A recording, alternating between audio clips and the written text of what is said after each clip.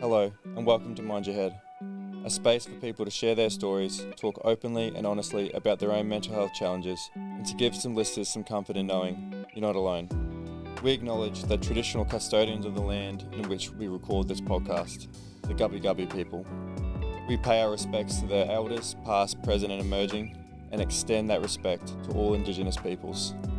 We honour their enduring connection to the land, waters and culture, and recognise their invaluable contributions they make to our communities.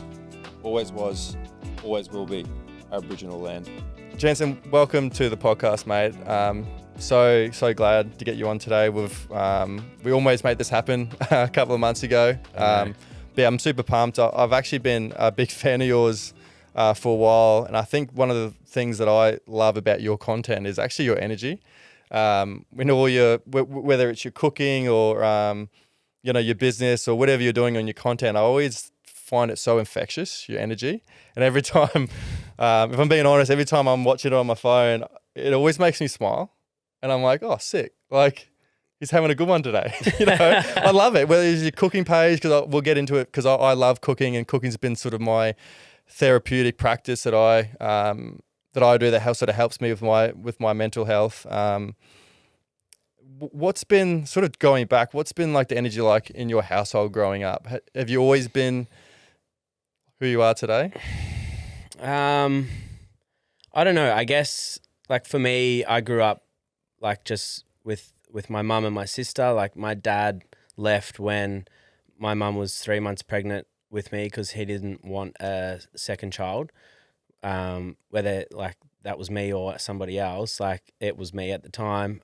So yeah, I just grew up in a very feminine sort of household, and my mum did everything for my sister and I in terms of like we had more than what people with two parents had.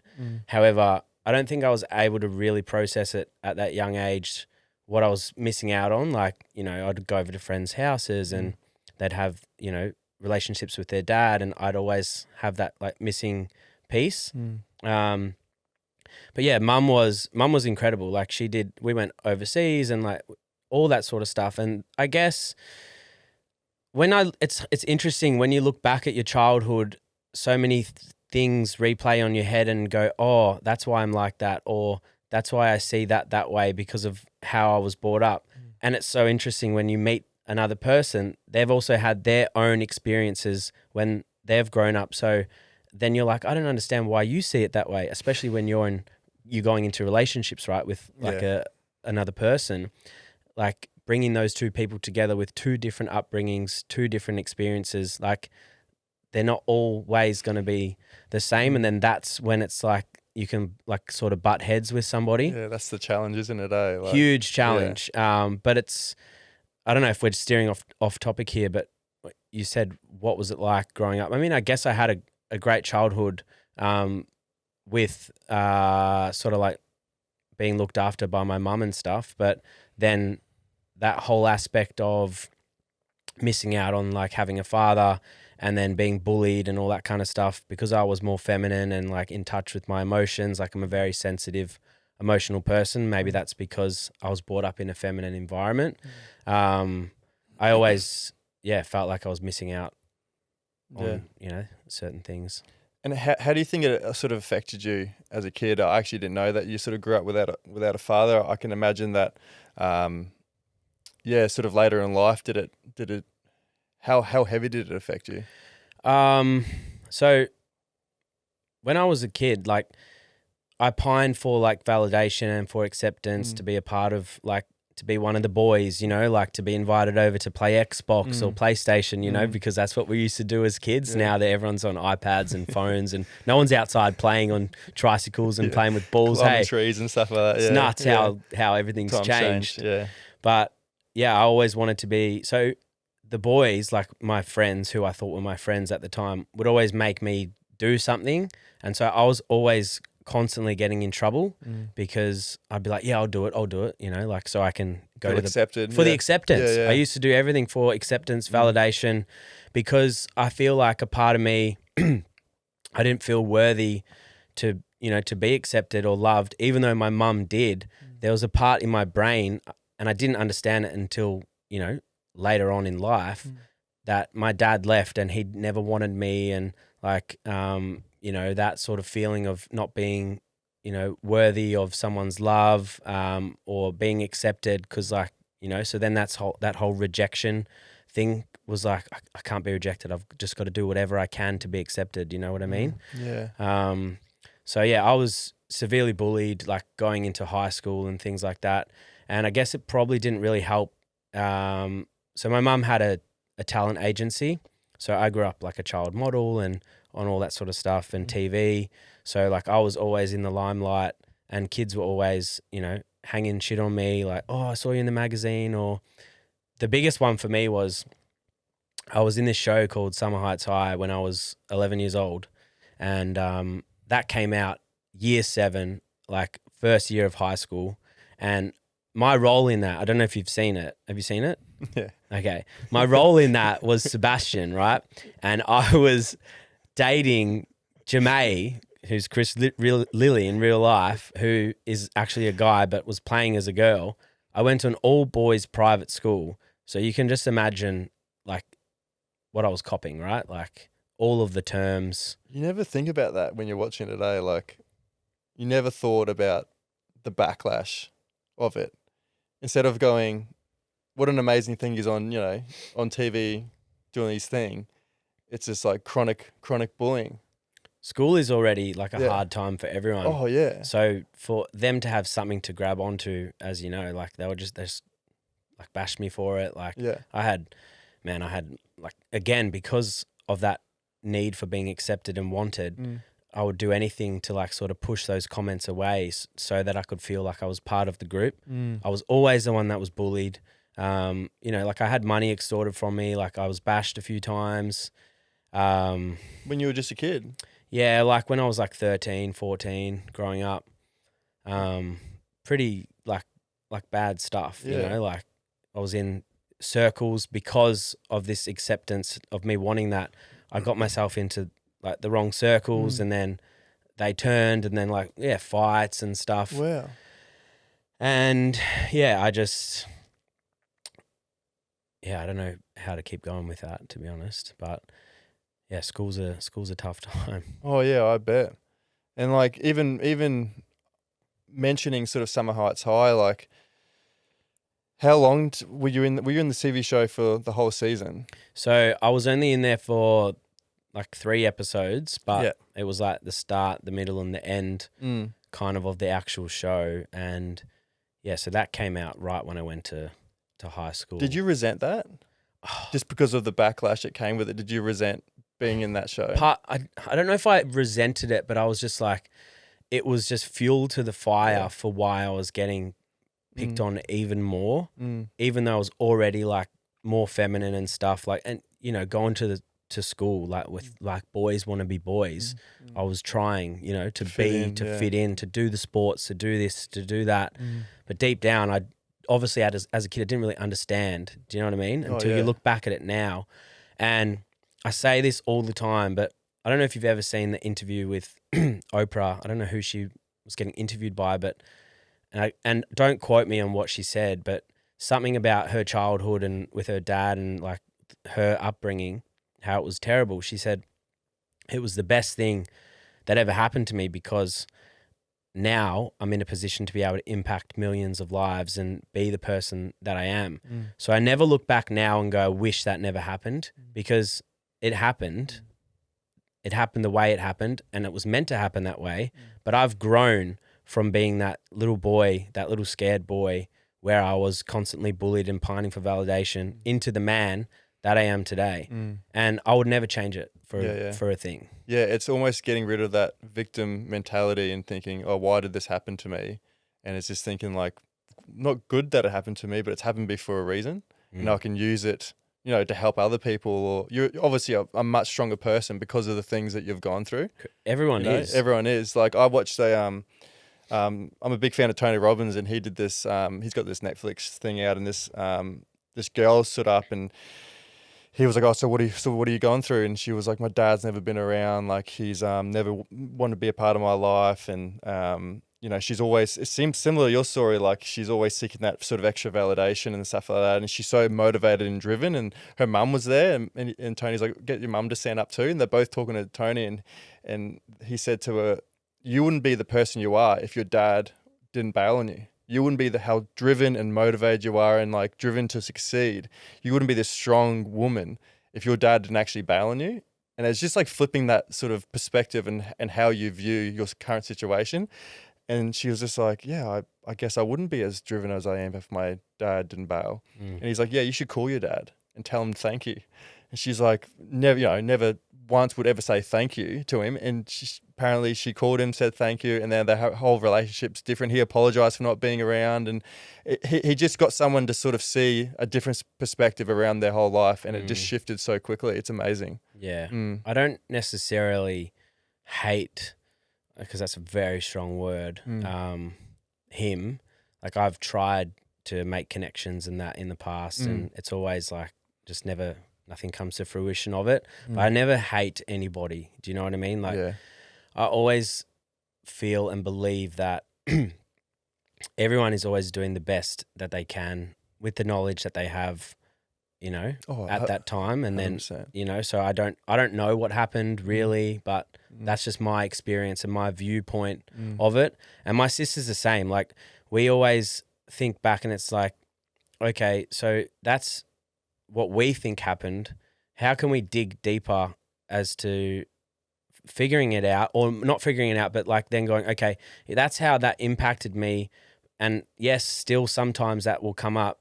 How can we work on our inner like child to sort of heal the wound? Yeah. I guess we're like this whole word of trauma that goes around. I think it's just all of our inner child stuff that we haven't like dealt with that just constantly comes up. And that's like the beautiful thing, is that having that awareness is when it comes up, recognize it, and then try to figure out why that's come up instead of, and that's the same thing I've gone through, whereas things would come up in my life, say between 20 and 30 years old, and I would either get angry, suppress it, drink, drugs, you know, push it away, whatever I could, anything else but to deal with it. And I think I hit 30 and something happened where I, you know, realized that I was wasting my potential, or even wanting a better me, a better version of myself. Like, I was sick of, you know, the habits and the way I was sort of handling life. And something happened when I was 30, and I started to realize and actually sit with all the things that would trigger me, instead of sort of forgetting about it or getting angry or wishing it would go away. I would just sit with it and figure out, why does that trigger me? You know, and a lot of it, almost all of it, was going back to, you know, when I was 9, 10, 12-year-old Elliot, and something small's happened that I haven't dealt with, and then it's just manifested into like certain beliefs, certain values, and then it's like you're an adult, and a lot of its time is just that inner child that we just haven't healed properly yet. Yeah. We've all got parts. Are you super close with your sisters and your mum? And like, I know you sort of said that it was a more feminine household, and part of that's obviously being connected to our emotions and being able to talk about our emotions. Were you always able to have that open dialogue with your mum and your sisters? No. Yeah. I to respect, like, as a man, there was certain things that I just suppressed as well, that I didn't feel like I was able to talk about, you know, as a boy or a man or whatever. Like, yeah, my mum and my sister was always there to listen, but I didn't really share a lot as a kid, because maybe I didn't understand what was happening. Or, I mean, my mum knew a lot because I was always getting in trouble. She was always getting phone calls. You know, we had to like call the police a couple times to like back these guys off who were like extorting money from me. Like, it got like pretty bad. So she knew what was going on, and like I was almost expelled from school as well. And that, for me, if we want to talk about turning points, so my mum there was this guy, right? He was in year 12. I think I was in year 9. And again, my friends were egging me on to like, you know, sort of like call him names and stuff. So he had a little bit of grey hair when he was in year 12. So I'd call him Gramps. And of course I thought it was funny at the time. But anyway, I was only doing this so that so I could be accepted. One day I was at my locker and I got a tap on the shoulder. And next thing you know, I just got copped a massive like punch to the nose, and like blood just started rushing everywhere. I opened my eyes and I started to chase after him, and it was too late. And then I got a call to go down to the principal's office, and then my mum was there, and I was like in tears, and the vice principal, who I actually still talk to this day, and I'm super grateful for, he goes, I tell you what, Jansen, he's like, next time, like, there's not going to be a next time. You got to stop this. Like, you know, you're going to be expelled. Because I was suspended like 6-7 times, all for stupid shit. Wow. You know, stealing, pornography, like all that sort of stuff, all because I just wanted to be one of the boys. Yeah. And so, that point for me, I went home and like I was working at McDonald's at the time, and my mum said, you know what, if you want to fucking work at McDonald's for the rest of your life, you're going the right way about it. Like, I've had enough of getting called, you know, Masterland College is calling me all the time. Like, I'm sick of it, you know. And that's when it just hit me. I was like, okay, this woman like is everything to me. I can't keep disappointing her. So that point, I don't know what triggered in my brain, and mum still says it to this day. She's like, I don't know what happened overnight when you went to sleep, but the next day, she's like, you're a completely different person. Like, I don't know where that in my head, I was like, you know what? Fuck what everyone thinks. Like, I'm just gonna do me, and like, I don't care. You know, I became school captain. Like, I got all these awards and stuff. Like, it changed that dramatically. Bro, it changed so quickly in the next 2 years, and all the friends were like, what happened? Like, you know what I mean? Like, they were like, what are you doing, sort of thing. Did you keep the same friends group, or was it? Well, yeah, but I just was like, I just stood my own ground. Yeah. I don't know what happened to me overnight, but I just didn't want to keep disappointing my mum. And that fear of being expelled, or again, maybe it was a rejection thing of being like, oh, I'm going to be kicked out. Abandoned or I was something. like, no way, I'm not letting this happen. And from that point on, I still have dips because I'm a human, but I fully flipped the switch. What was the goals and dreams when you sort of were growing up? I know you mentioned sort of the Summer Heights High. Like, were you into like sort of the acting, the modeling? Was that sort of what you sort of wanted to go down when you were a young kid? I guess I kind of grew up in that industry just by default because my mum had the business. So I don't think it was something that was a dream or a goal. But, you know, when I was finished school, I then went and like continued and like did modeling and stuff, and then I felt I wasn't living like a full. I just was dry, like the niche or the sort of whatever you want to call it. I just was feeling no substance. Yeah. And I was like, I'm just standing in front of thing, taking photos. Oh, so no fulfillment or anything like that? I wasn't feeling like fulfilled. I'm like, I've got more in me. Like this is not hitting. I got at more to all. offer. Yeah. And then I went to university actually because I had a couple of family friends who were in property.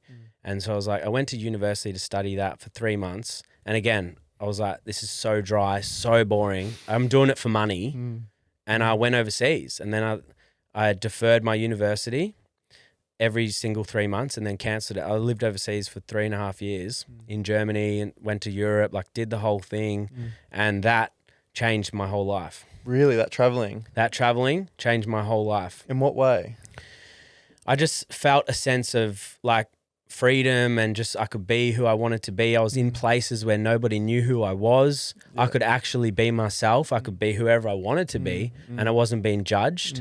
I just felt this liberation, and I think it got to a point where I was actually, and it sounds super cliche every time I share this story, but I was in the Sahara Desert.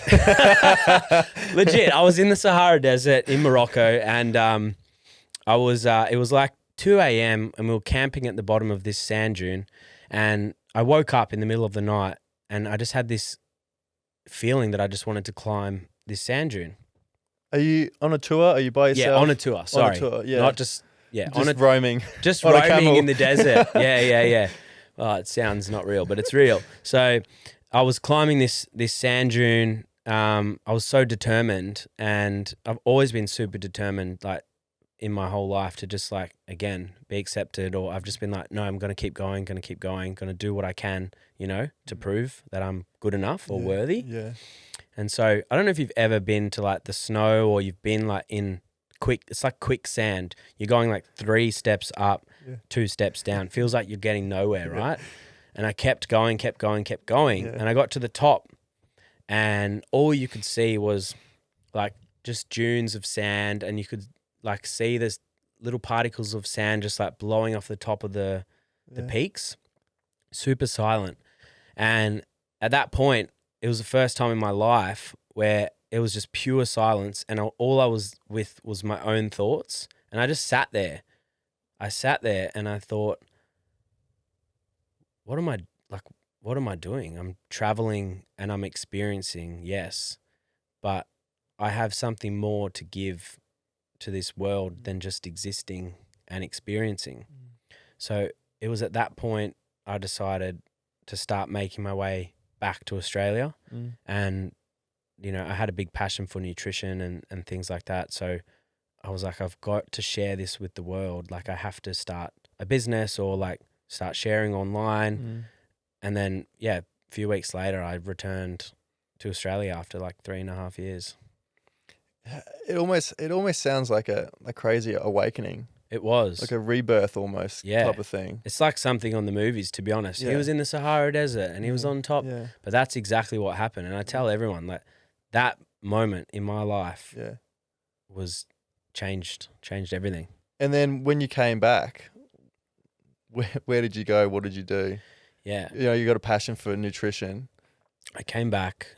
So I'm from Melbourne. So I came back, went to Melbourne and started with a few ideas, and like I moved back in with mum, obviously. And I started like a meal prep sort of company just with her friends, like that wanted food. Started that way. And then I was like, oh, this is super hard work. Like, I'm like, oh God, are you kidding me? Like I'm working in this kitchen like 16 hours. I'm like, this is not happening. I need to go to the next level. Yeah. And like I had no money, obviously. I'd just been traveling, like burning all my cash. And I said to mum, like I loved music festivals. And I said, oh, let's do a food truck. Yeah, sick. Yeah. And so we went all in and we like built this food truck, and it was like a trailer, but we like made it like a house. So it had like swings, a balcony, like wood. Really? Yeah, full on. We did like not just like those vinyl trucks that you see, like we like cladded it. Oh, right. And it was like not a drivable one, like you had to tow it. Yeah. So we got a Hilux and we did like Falls Festival, like Beyond the Valley, like, all these music festivals. What sort of food? All vegan. All vegan? All vegan. So is your whole family vegan? Is that where it comes from?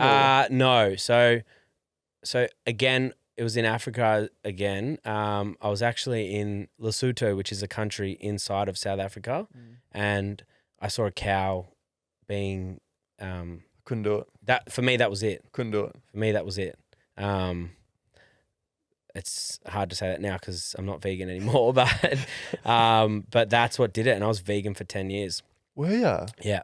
So anyway, the food truck was fully vegan. We did festivals. It was an absolute hit. Yeah. But then the guy that actually built it, he made it too heavy. So when it was loaded with food, like, because all this cladding, like wood, tin, it adds up, right?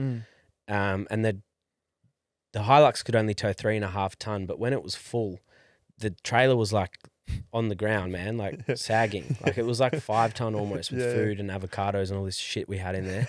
Crazy.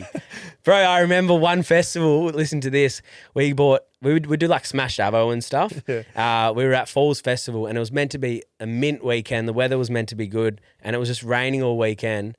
Bro, we bought like 800 avocados. We had to throw them all in the bin. All of them? Yeah, because no one was like buying it. No one was buying smashed avo. I tried to salvage them, like freeze the avocados, and it just like, bro, 800 avocados. Okay.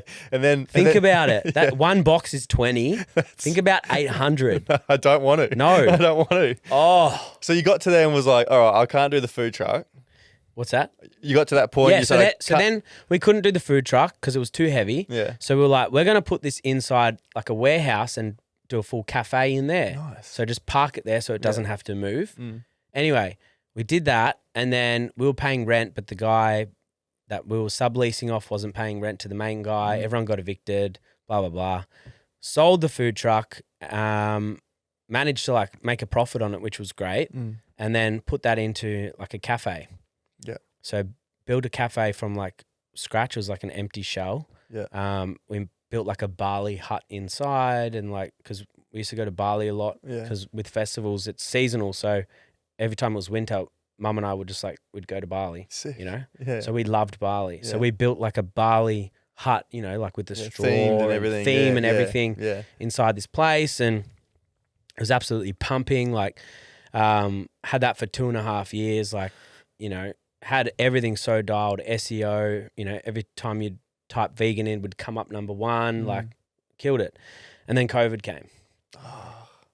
We had a buyer the week before COVID because we were done. We wanted to get out, and the week before COVID, like he was like, "Yep, we're gonna sign the contracts and whatever," and then COVID hit, and then he disappeared, and just like we lost everything. Really, everything. Well, like we obviously Melbourne shut down. Melbourne, yeah. So Melbourne was really bad. Like we had 5K radius that people could come and visit. Yeah. And being vegan, like a lot of people would come and travel. Like they drive hours to come and eat our food. And so like we didn't have massive support from like the locals because we were in a very area that was like Greek and they loved meat and all that sort of stuff. And we were getting like all of the payments from the government. What were they called? I actually don't know because you were in Sunny Coast. Yeah, I was in Sunny Coast, so I think COVID didn't exist. I think we had a 3-day lockdown and it was lifted, so it wasn't like my cousins are down in Melbourne. Yeah, and I spoke to them and they said it was just fucking horrendous. Yeah, so we were getting all the payments and whatever, and we were just delivering food. Like we had to switch it up and start delivering meals. Like so, we did like tell people, hey, like we're delivering this week's it's lasagna, whatever. Like, do you want to buy it? And we'd go out and deliver it. And I was just like, oh, this is relentless. Like this was my dream, and it's just been destroyed. I'm in this cafe, like there's no one coming in. Like this is depressing. We're governed by what's going on outside with all these rules. Yeah, you got no control of what's going on. No control, and we just lost. The buyer that was going to buy it, and there's no way he's coming back. Like, there's nothing to sell anymore. Like, what are we doing here? And it got to a point where it started to open back up, but it was just like, it's just ruined. Like, the vibe, everything, like everyone was still a little bit, And so I said to Mum, I went back in. Oh yeah, it kept going in and out of lockdown, in and out. And I'm like, this is too emotional. Like, we need to like close and get out of here. So she's like, oh, let's wait until March, we'll get more of the government payments. I'm like, this was December. I'm like, I'm not waiting. I'm not waiting. I said, let's pack up and leave. So the landlord was like, yeah, keep paying full rent. But like the government was like, no, you don't have to pay full rent because you can't afford it. Can't afford it. We couldn't afford it. Yeah. We literally couldn't afford it. And this guy was just hassling us. And so we left and went to Queensland. That's how you landed in Gold Coast. Bro, we literally, I don't know if I should say this, but we closed. We put on Instagram, hey guys, this is the last week of trading, and we were getting smashed. Like people were like, oh my God, like you guys are leaving. Bro, when we finished the last day, the amount of messages we got saying like, you saved my life and like all this stuff like, oh, I was going through cancer and you were the reason why I was coming into the cafe. It's almost like before bro, it was insane. It was almost like before someone's about to die, people tell you how they really feel. And we were getting flooded with messages like, oh my God, like we love you guys. Like, mum and son duo, like you guys were like our second home. Cause we made it like such a vibe in there. It wasn't just a normal cafe where you'd come in like, you're coming into our house. Yeah, it wasn't just the food. No, it was the energy, it was the environment. Vibe. Everything was off its head, you know? We just cared so much. Yeah. That would have been nice to hear from all those people, man. Like, tears, just like, we still get messages to this day. People like, oh my God, you're coming back. We miss you. And like, I could never do it again. You couldn't pay me to do a cafe. But how cool is that, like the deeper connection that food has, and not just food itself, like the environment that you guys set. It's just, I think people underestimate how powerful it can be. It's just like you go to your favorite spot, and whatever your favorite spot is, you go there, and there's so many levels to why that's your favorite spot. Yep. It's the people, it's the culture, it's like the environment there. It's obviously the food, but there's so many different layers to it, isn't it? Yep. Yeah. Could be the seat that you sit in, Yeah, the view that the you view, have, yeah, the absolutely. music, anything. Anything, yeah. Yeah. And then you got to Goldie. Got to Goldie and I was like, all right then, so let's set up, because we took everything with us. Yeah. Like we owned all the equipment. We never leased any of it. Dumbest idea ever. Anyway, we ripped it all out and we were going to open another shop here, like straight away. And then Queensland went into lockdown, and then we were about to sign the lease for this place that's now a tattoo shop near Little Mermaid, like on Gold Coast Highway. And then it went into lockdown again, and Mum was like, no, we're not signing the lease, we're not doing it. Yeah. And I literally said to her, I was like, what do you mean? Like, this is my whole life. Like, what am I going to do with my life? She's like, you're so young. How old were you at the time? This was 6 years ago. So what am I? I'm 31 now. I don't know. 26, 25. yeah. And I was like, what am I going to do with my life? Like, you know, this has been my life for the last 8 years or whatever, however long. And she's like, you'll figure it out. You figure it out. And I was so upset for like days. And then I was like, you know what? I'm going to start doing personal chefing. So when I first moved here, I was a personal chef, cooked for some like amazing people, you know, mainly like CEOs and entrepreneurs and all that kind of stuff, people that wanted like a private chef. Yeah, I love that. And I was obsessed until I had like 80 clients on rotation, like throughout 1 month. Like I was so busy. What? Yeah, dude, it was insane. It was insane. Like I was flat out. I would do like 5 houses a day. Like I was so tired, man. But I was making good cash. Oh, of course you would. Dude, it was amazing. But like I just got so tired and burnt out. Like I was giving. And I began to resent it all. You began to resent the love that you had for cooking. Yeah. Oh, right. I began to resent it because it became like a chore. Yeah. I spent so much time at markets and like in, you know, supermarkets and then in kitchens, and I'm just like making all these meals and I'm just like, oh my God, like I hate this. And then at the time I was living in Miami, and my friend was like, he was a photographer, and he goes, this is how it all started actually. He's like, why don't you start like putting some of your stuff online, like your recipes? And I was like, oh yeah, I'll just, you know, get my phone and just, he's like, nah. He's like, if you want to do it, he's like, do it properly. Like get a camera. I'm like, oh bro, $5,000 for a camera. Like I don't want to do that because I'm not sure if I'm serious about it. Yeah. Anyway, I did it. And then a few videos like went off, and then I was like, okay, I'll just keep doing that. And I kept, you know, doing the personal chefing. And then I was like, okay, I can't do both. So I started to increase my prices for the chefing. A few people dropped off. And then a few brands started reaching out and they wanted like recipes and things done. And I was like, okay, increase my prices again. And then I was like, okay, I'm making good money over here now. I should keep doing this.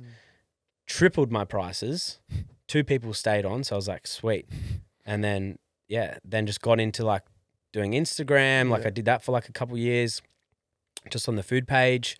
And then like did work out like that page, because I was using a camera, people were requesting like good quality stuff. Cause you know, you see everyone use their phone. The fact that I like invested in a camera and good quality got me jobs outside of Instagram, like with Coles and Woolworths and things like that I didn't have to post, but because the quality was so good, they wanted it. So I'm like, okay, I'm onto something here. So then did that, and then I don't know where it kept going from there. I can't tell you. I don't know what happened.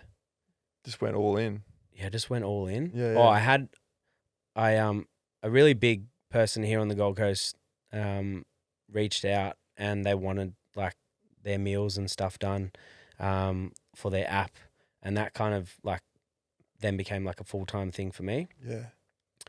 And then it was at this point like I was in a relationship, and I don't know what happened, but like she wanted to move to Bali because again, like I loved Bali. Bro, I'm just going like everywhere with this conversation now. Hey, I'm like, what is even happening? I can see you processing. Bro, wow. Yeah, don't know. Yeah, that's all right. the thing with cooking, like, Cooking, yeah. Let's go back to that. how did you know that was it? I know you went to top of the top of that sort of mountain in the Sahara, and you're like, I need to come back. I need to get into cooking. What is it about cooking, and when did you know, like, this is it? I know a beautiful story, like trying to figure out, your path in life. You're trying things and going, nah, that's not it. That's not it. What is it about cooking that you think, fuck, this is it? Is it that creativity side? Right. Is it like the freedom of expression? It's almost no rules or, barriers. You can cooking's just an open book. You can just do whatever. Like, it's endless recipes. I'll tell you what I love about cooking, bro. It's like my meditation. I fully get into it. I love being super creative with it because, again, like you just said, but my favorite thing about cooking is cooking for other people.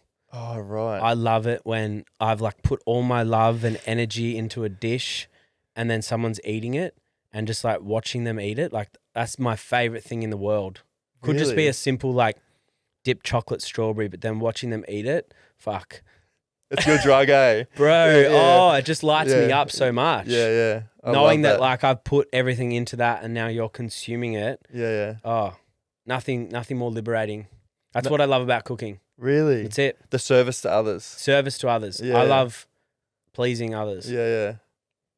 Do you think it's like goes back to a little bit of that? I think so. Do you think so? I think it does. Just- Again, being like, Yeah. but like I'm not attached to that anymore. It's how you structure it, eh? It's how you view it. It's Yeah. like, I think we're all always going to live with some sort of, healing from some sort of, trauma, quotation trauma, because everything's different in what people think of trauma is. But, that people pleasing thing, you're almost using in a positive way where you love cooking, but then what you get out of it is like being a service to someone. Yep. And watching them enjoy good quality food. Yeah.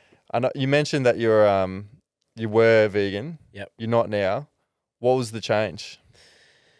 If you want to talk about it. Yeah. I mean, it's nothing too serious, to be Yeah. honest. I just had a craving one day. I was vegan for 10 years. And then I was living in Bali at the time.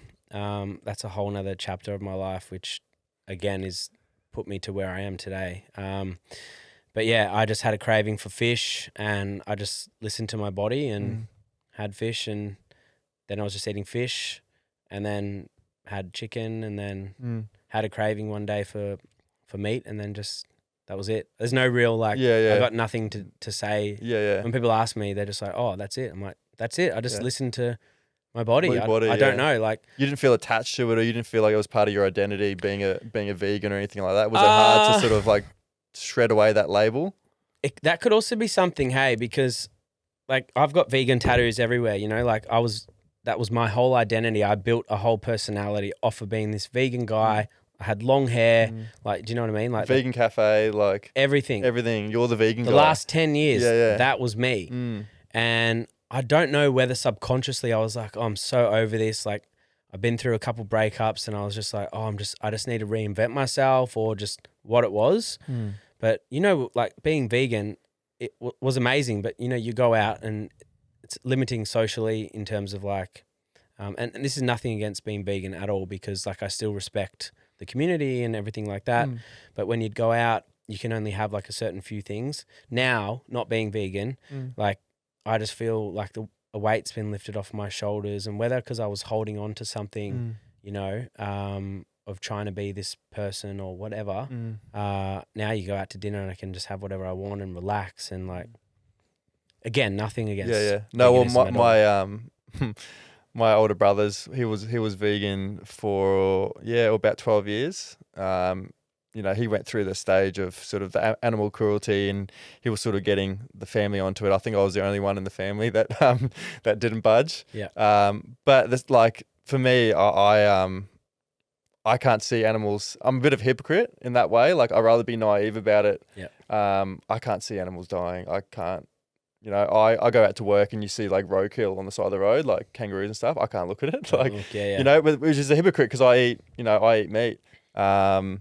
Do you think there's enough space in the world for people, and I guess humans, to change their beliefs and their values? Like, I feel like there's so much pressure on, like, when you put a label on someone or something, that you have to be it for the rest of your life. And like when people change, it's like, you know, you're a traitor or, you know, something like that. I mean, you can. Do you think what's it says? Said the question again. Do you think there's enough space Yeah. in the world for humans to change For their sure. beliefs and values? Yeah. Do you, like, I feel like it's always met with a bit of criticism, or yeah, you know, I mean, you're like this, you can't change because you've been like this for. Well, do you know what? Like, and I actually put a post up about it today. Is that look, people are gonna judge you no matter what. People are gonna say stuff about you. They're gonna support you or they're not gonna support you. Like, no matter what you do in life. So just do whatever you want to do in life to a respect, as long as you're not intentionally hurting somebody or anything like that. But you should be able to do whatever. And that, again, comes with being comfortable with yourself and just owning and being not confident, competence. I don't know, there's like a line there. But just, of course, I think there is enough space. You just have to be willing to change, which a lot of people are too scared to change because of fear of judgment. Yeah. But it's also, it's uncomfortable. A lot of people stay in relationships or stay in jobs because it's the way it's been for ages. It's your safe space. It's your safe space. Yeah. But out of change comes the most amazing growth. It's uncomfortable for a while, but you then go to another level. Are you comfortable in change? I love change. Do you? I have this conversation with one of the girls that works with me, and she's like, how many lives have you lived? It seems like you've lived a lot. I'm like, I don't know, because I live in my own life. But when I look back, I'm like, holy, like I've done a lot, you know. So many different things. So many different things, but a lot of it has stemmed from, whether it's like internal thoughts or just like relationships or, Going back to what you just said then and fearing change and being comfortable in your own skin, how did you get to that point? Like, I know you obviously struggled and obviously the bullying at school and you seem like you're someone who's very sure of themselves. You know what you like, you know what you don't like. You know, even setting boundaries and setting standards are like, I'm not going to jeopardize who I am, you know, for certain things, for certain people, for certain situations. Like, I'm going to stay true to myself, and it's an amazing quality to have. But I'm thinking, like, you know, Jansen wasn't always like that when he was a kid. So how did you get to that point now in terms of your own personal development? Bro, I think it's just a progression of things that have happened to me throughout my life. Things that haven't gone my way, or things that I have experienced that have like built up per se, and I've just like had enough.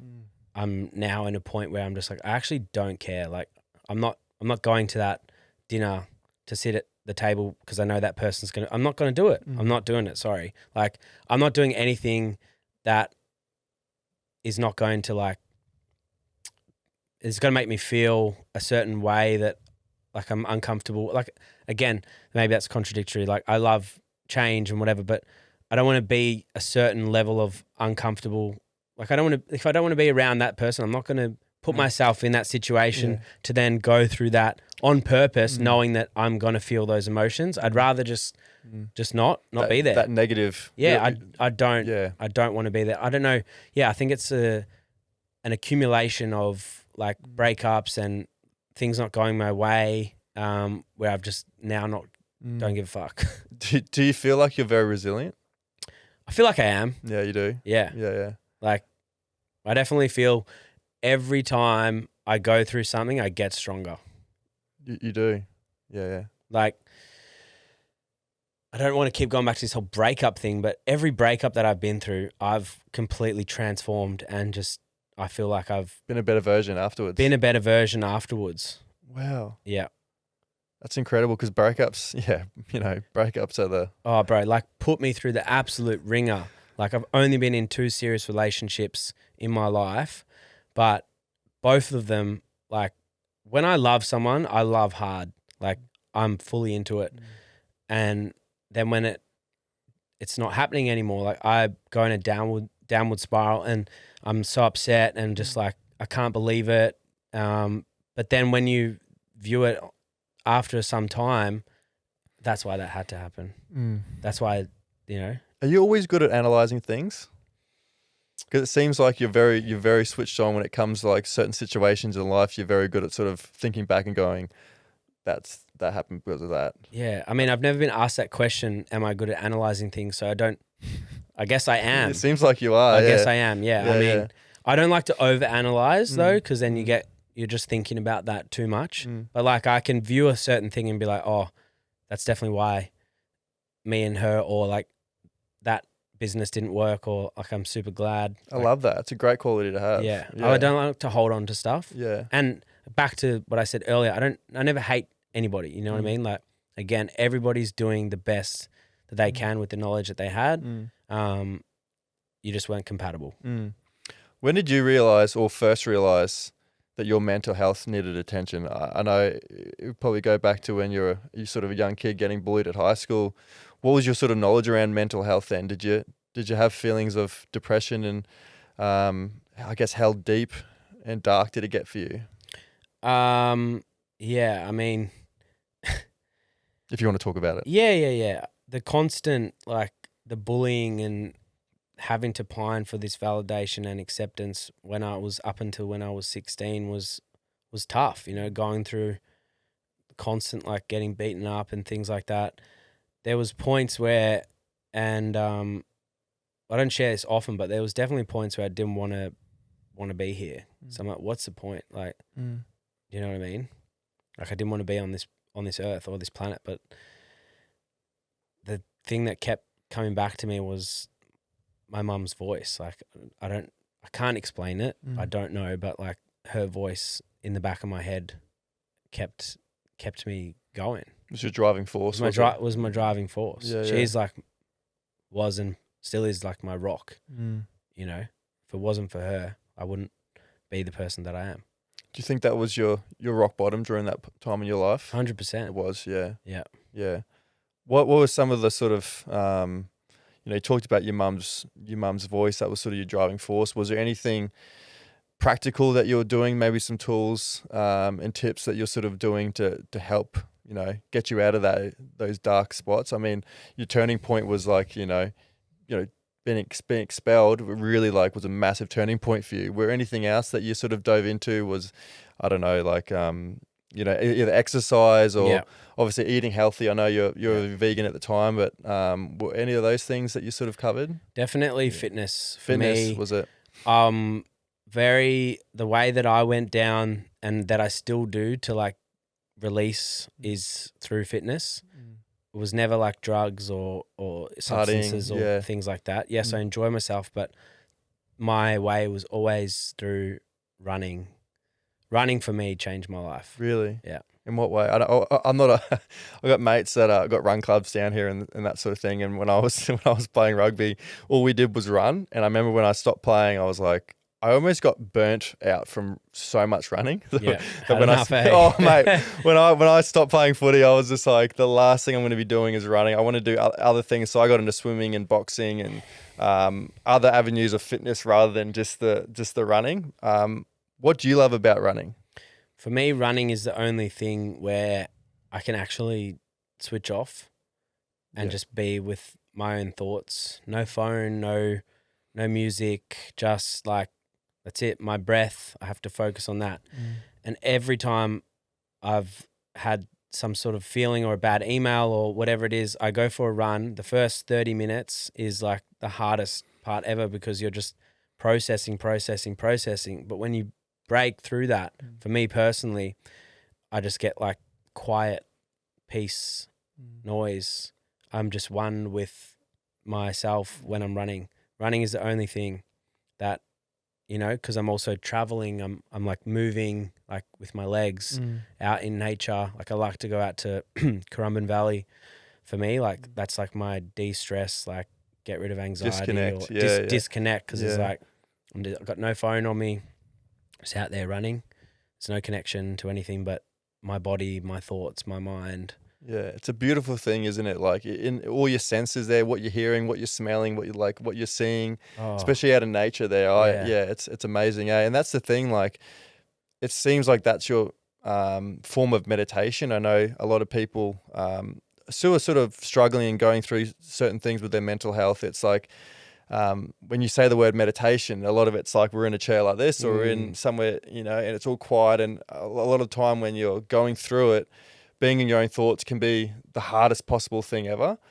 And something that I sort of try to get through to people, it doesn't have to be, your form of meditation doesn't have to be what you see of meditation, sitting there in your own thoughts. It could be going for a run. Like mine is getting into the gym and doing an exercise, like doing a workout. That is like, I get the same feeling that you get. My brain switches off. Yep. All I'm focusing on is the present. I've got to lift this up and down. Yep. And then when I'm finished, when I'm leaving the gym and I'm driving home, it's about a 10, 15 minute drive home.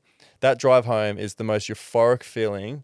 Going home after a workout, just going, fuck, like hell good. I'm looking around, I'm all present.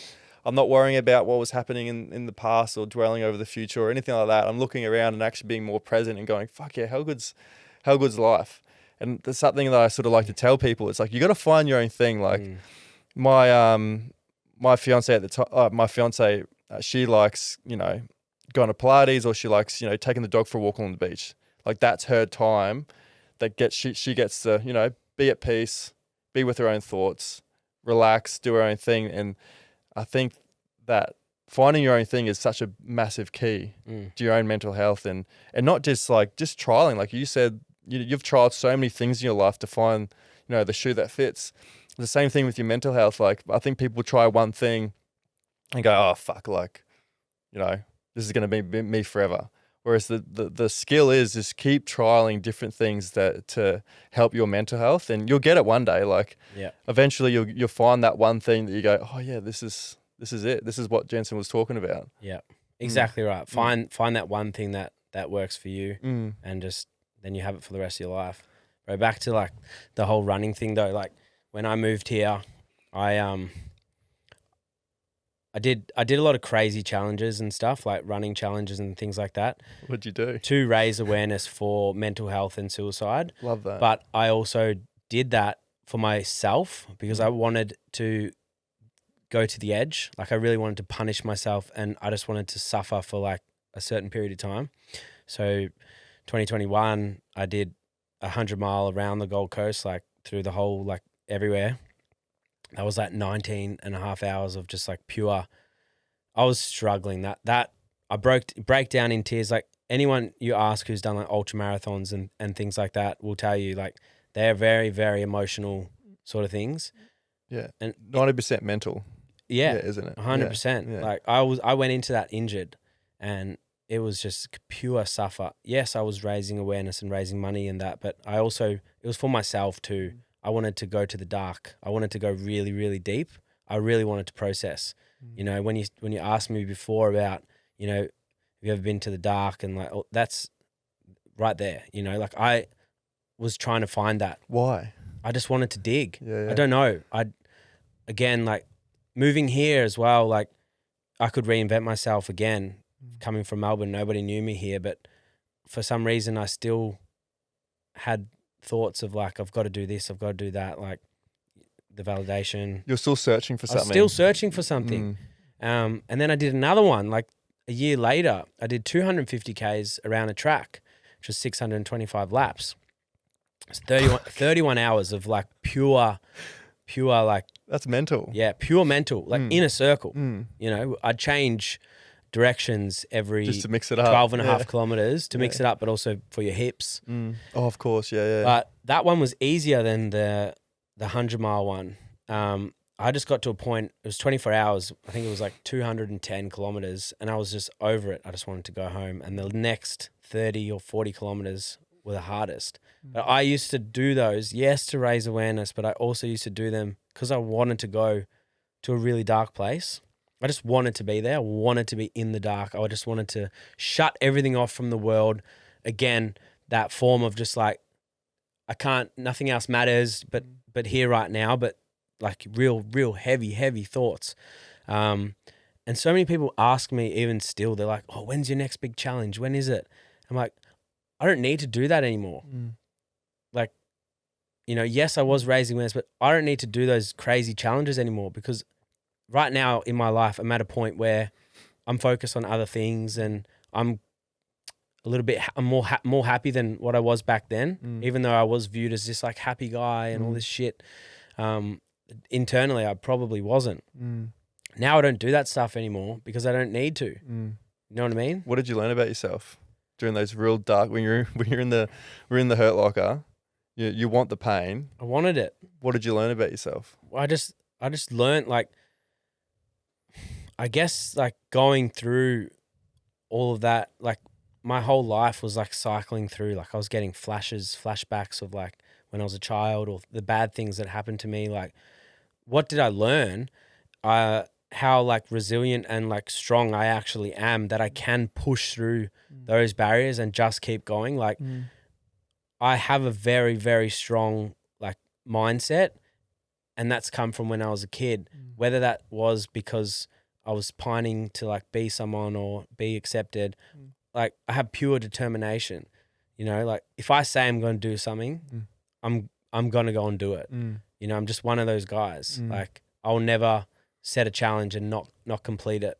Yeah, I love that, because that's what I did. I felt the same thing. I had a mate who did the Gold Coast Marathon a couple of years ago.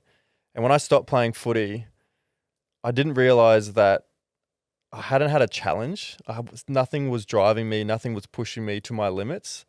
And I thought I needed the break from footy. Like, when I stopped playing, I was just like, oh, it was so good to relax. And then, you know, a year went by and I'm like, fuck, I don't feel like I'm being driven, or I'm not feeling I'm being pushed to my limits, or I'm not being that competitive side. Like, nothing's driving me. And then I watched my mate, two of my good mates, run the Gold Coast Marathon, and just watching them, you know, train for it, and they got a really good time, and I was at the finish line, and just to see them accomplish something that they had trained for and worked so hard for, and I was looking around, I was like, fuck, like, what have I done since I stopped playing? Like, what have I actually done? Something that's pushed me physically and mentally. So I was like, I'm the same with you. Like, I went through this, you know, I decided, you know, when I was about 30, I decided that I had a real bad habit of saying things and not following through. And it really pissed me off, because I didn't keep myself accountable. And I was like, made an absolute like line in the sand. The next day I was like, if I'm going to say something, I'm doing it. And I told my fiance Jordan, I was like, oh, just letting you know, we were taking the dog for a walk along the beach, and I was like, oh, just letting you know, at 3 a.m. tomorrow morning, I'm running up to Noosa. And she's like, what? and I'm like, I'm running up to Noosa tomorrow, and I'm also running back. And she's like, that's like 73 Ks or something. I'm like, yeah. She's like, you hate running. I was like, I know. That's why I'm doing it, because I fucking hate it. And I was like, I didn't train for it. I think the furthest I ran was 5 Ks, was the furthest up to that point. What? All my mates were like, what are you doing? And I was like, nah, well, that's the reason. Like, I didn't want to train for it because I didn't want it to be hard. I didn't want it to be easy. I wanted to put myself, same as you, I wanted to put myself in the absolute pain. Yep. And my thing that was haunting me throughout my childhood was, despite the sort of the levels I got to playing footy and the teams I made and sort of how my career sort of progressed, which was, if you're sort of looking from the outside in, you would think, oh, that's a great sort of, you know, time playing rugby. But for me, I felt like I didn't fulfill my own potential. I always felt like I half-assed a lot of things. I felt like I was a big quitter. I'd always just do the bare minimum to seem like I'm putting the effort in, when deep down I was like, I left so much in the tank. Like, through my whole rugby days, even playing days, like I was always like, fuck, I left so much out there. Like, I could have been a lot more. I could have done a lot more. What was the fear? Like, there was always a fear of like success or succeeding or something like that. So my big thing was like, I'd always quit. So I'm going to go for this fucking run. No training, nothing.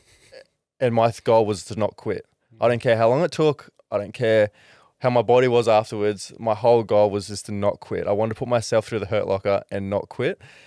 So I got up to I started well, got up to like Coolum, like 20 Ks, and like got up to Noosa Surf Club, like proper hurting. Probably didn't have good running shoes either. Like ankles are hurting, like knees are hurting. Running in Vans. Yeah, Dunlops and stuff.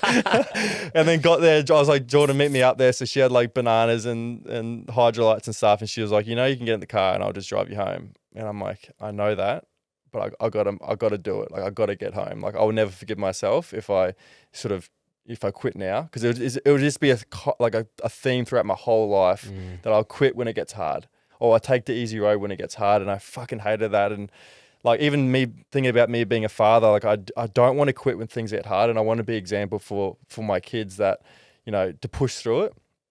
So I remember like going back, and there's a point at Noosa Hill where you can it goes up over the ocean, you can see over the trees, and you can see across the coast to where my house is.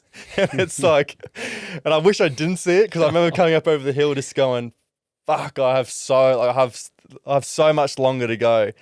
And I remember like, my knees were failing, my ankles, and I realized like if I stopped and went again, like if I stopped for a rest and went again, the pain would be like through the roof.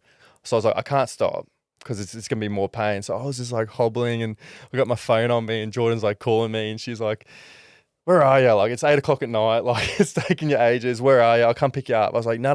Like, promise you, I'm all good. Like, I'll see you at home. And I remember like getting to a point where it was just like me and my own thoughts. And it was just like, you going to do it? Are you going to quit? Are you going to fucking quit? And it was almost like what you said before, that form of punishment. Like, you fucking deserve to go through this because you've quit throughout your whole life. And if you didn't quit throughout your whole life, who knows where your life could have ended up. But you deserve to go through this because you've quit so much during your whole life. You deserve to go through this punishment.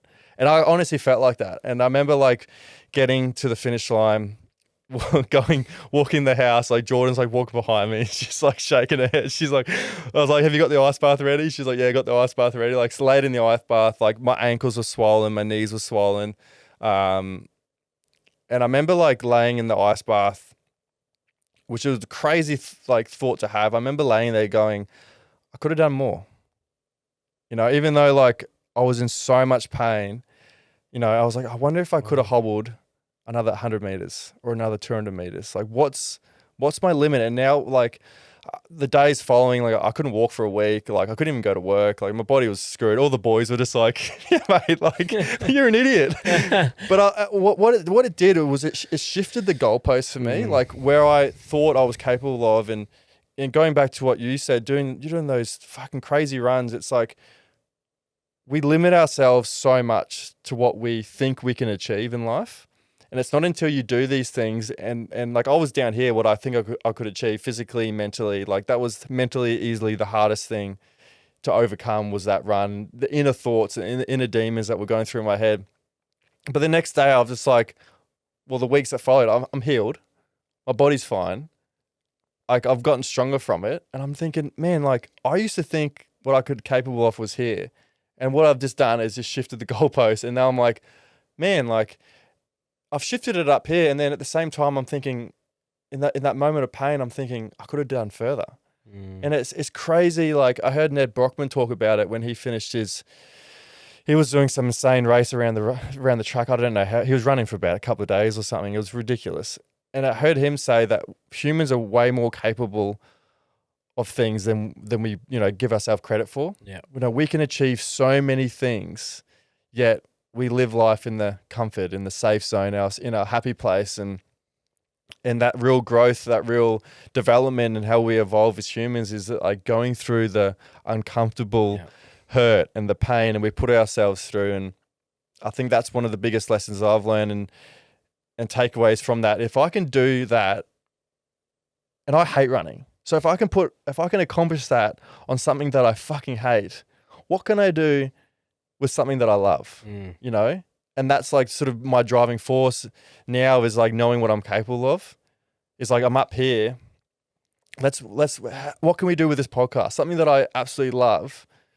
How far can I take this? Yeah. How much energy and focus and pain and, late nights and hard work and all those things that come with your passion, how far can I take that? I still can't believe you're in the ice bath thinking you could.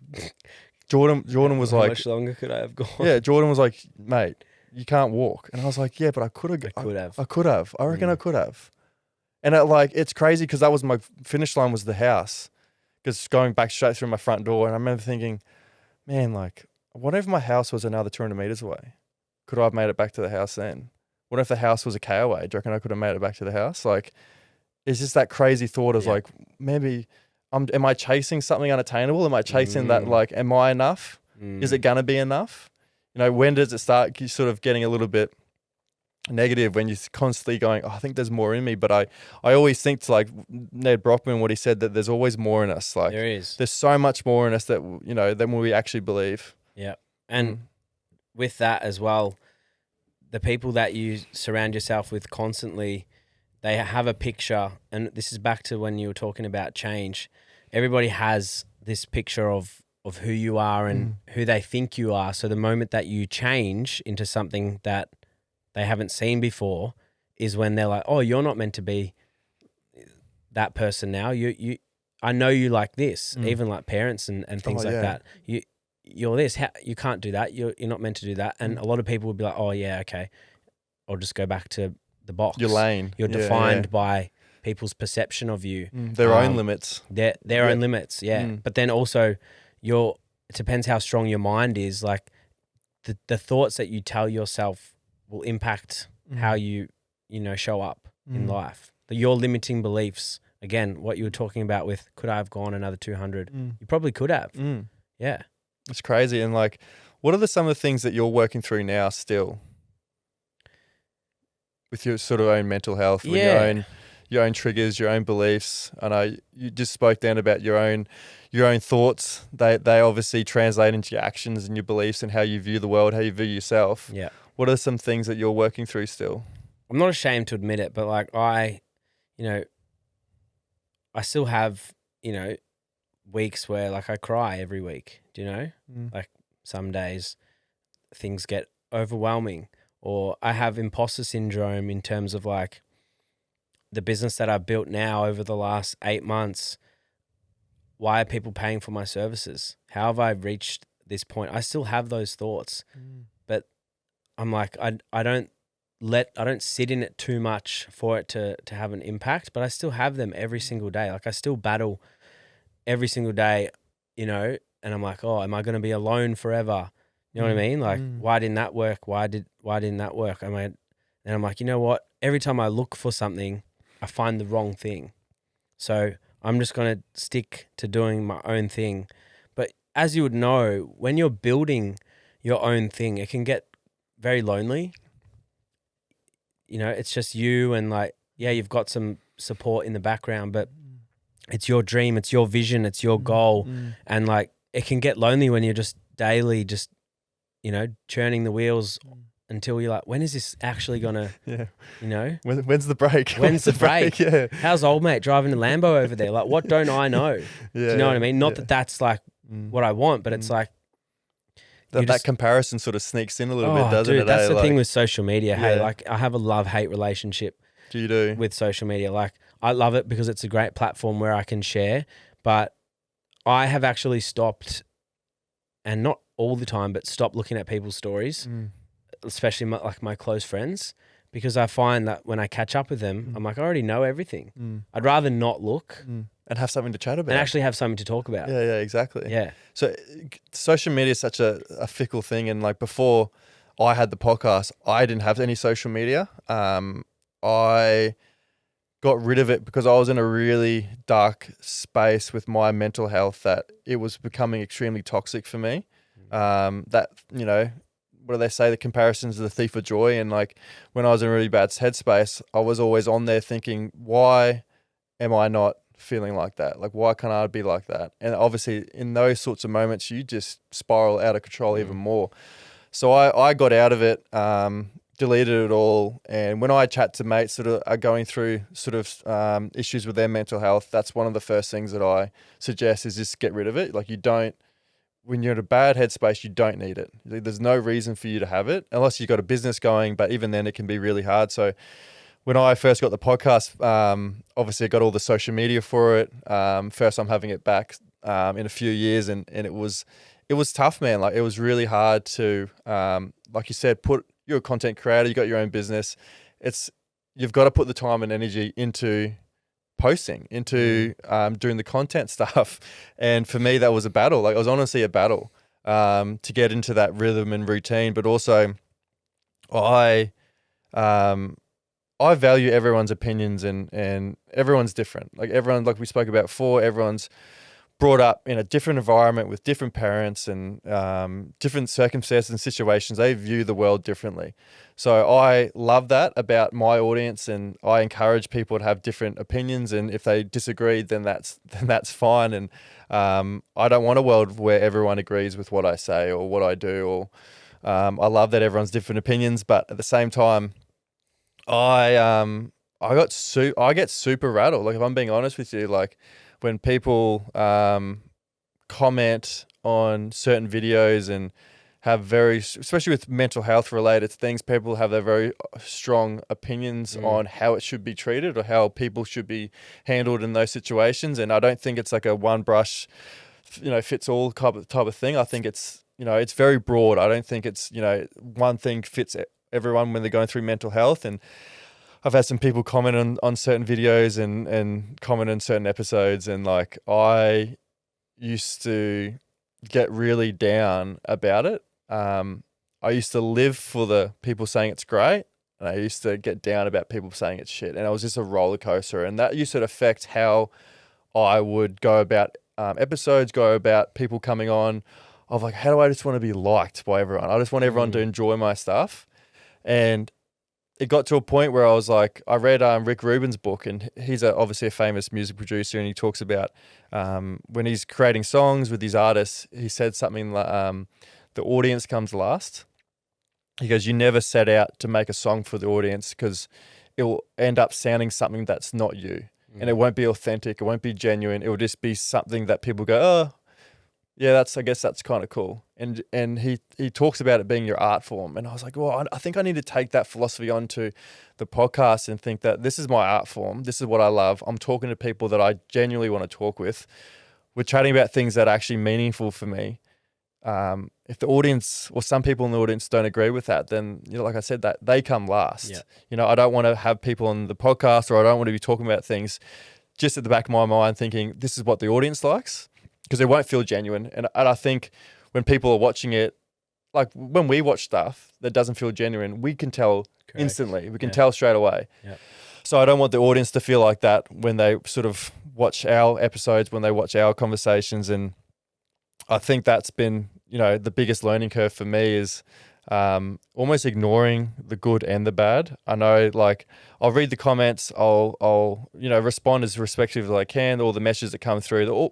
Mostly it's always positive, but I can't like attach my self-worth or my identity to what people think about the podcast, because you can just live a life of like a roller coaster, ups and downs. So it's been a tricky process, and I still am battling through it at the moment, to be honest with you. Like, there was a couple of comments that happened a few weeks ago where I don't know if people just like to comment just to get a reaction, or they comment just because they can, or they think they should have an opinion, or I think it's maybe a reflection of how their life is going. That they just want to express sort of maybe their anger or frustration, or no one's hearing them, so they just want to like send a comment through so people can be seen, or whatever it is. But yeah, that's a battle that I'm sort of going through. I'm getting better at sort of not attaching my feelings or emotions to, mate. It is hard because you again with what you're saying. Yes, it's all got to do with their internals. Like anything anyone ever does or says is a projection of what's going on inside. It actually has nothing to do with you. And there's a quote that I heard, and it's like, if you get to a point in your life, I don't know who said it, if you get to a point in your life where you don't take anything personally, you've reached this level of like euphoric self-being. Yeah. Like imagine getting to a point, and do you know how hard that actually is? Because you can say that you're there, but guaranteed you're not. There's comments that people can say in different settings that will still play in on your mind, no matter how good you are at switching things off, which is so crazy, which is why I like to be careful with again, who you surround yourself with and like what you're listening to and what you're consuming, because you never know when something you've watched last week plays in while you're trying to work and you're like, holy shit, that comment's just like destroyed me. Yeah, it's circling in there. Yeah. So clear. And you didn't think anything of it when you were consuming it.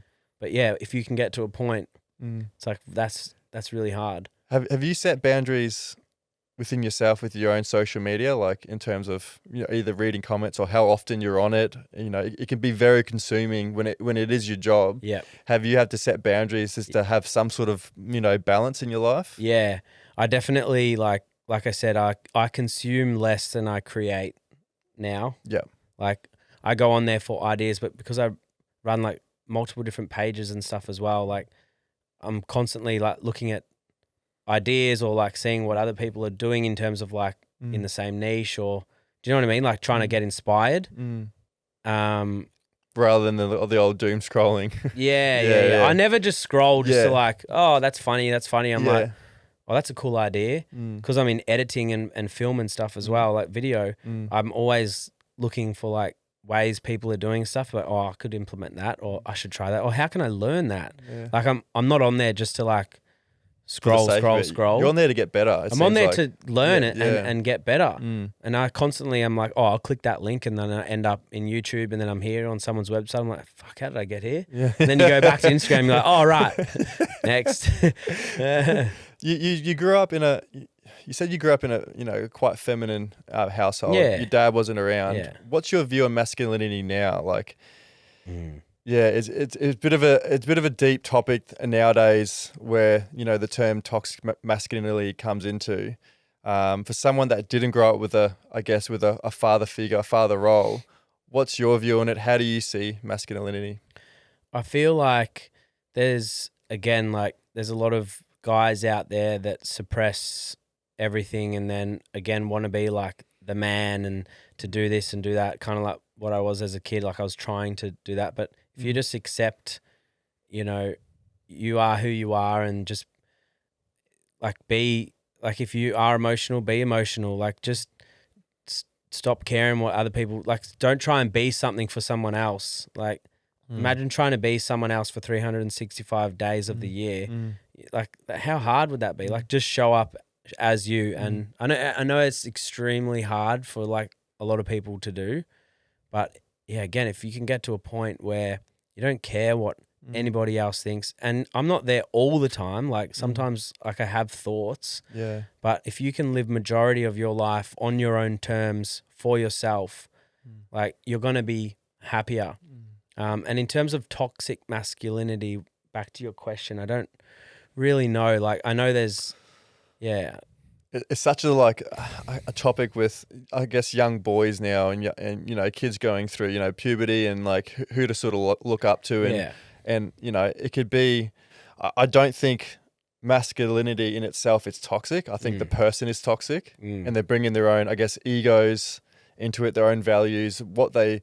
You know, I think social media in itself can be such a damaging thing to young boys, and misguiding them into thinking like what a man should be. 100%. You know, and like that feeling of like, you know, being soft or being feminine is a weakness, and it's absolutely not at all. And I think that's like that thing was like, boys can't cry, men can't cry, right? And you proudly said then, like, there's some weeks where you're just like, I need to let it out. Full on. You know? You should. And that's one of the healthiest possible things, is to not suppress any of your emotions. And if you need to cry, you need to cry. And I went through years of going through really dark times with my mental health, where there was a blockage with my emotions, where I actually couldn't cry. And I was like, what? Something must be wrong with me that I can't cry. There was a blockage there. And once I, you know, done a bit of the inner work and realized what was happening with me, that it just stemmed through my childhood and things that I carried on, and things it sort of snowballed into the person that I was. Once I removed that blockage, I remember like crying and thinking, how good's this? Like, it felt great. It honestly felt great that I was so in touch with my emotions, where if I felt sad or felt I could cry, I would. Whereas before, if I felt like I could cry, I just couldn't do it. I just fucking didn't have it in me to do it. But now, like, when things get sad, I have that ability to actually recognize it and be like, yeah, that's fucking, crying's fine. I think it's one of the healthiest things to come to that realization, but also to allow yourself to just pull over, you know, and just let it out. Because bottling things up are never, or shoving them under the rug are never it's never the answer, because it's just a build up. The build up, isn't it? Know? But again, people are too afraid. Yeah. To what really, they're too afraid to be uncomfortable to meet themselves with those thoughts, so they just block it out and go back to the job. Like, people are scared. It's scary when you first do it, because it's just you and your emotions and your thoughts, and like it's scary, as you can admit. Like, you know, you're like, oh my God, like a wave and rush of emotions feeling all over your body. But I love it. I'm like, oh, get it out. Let me feel it.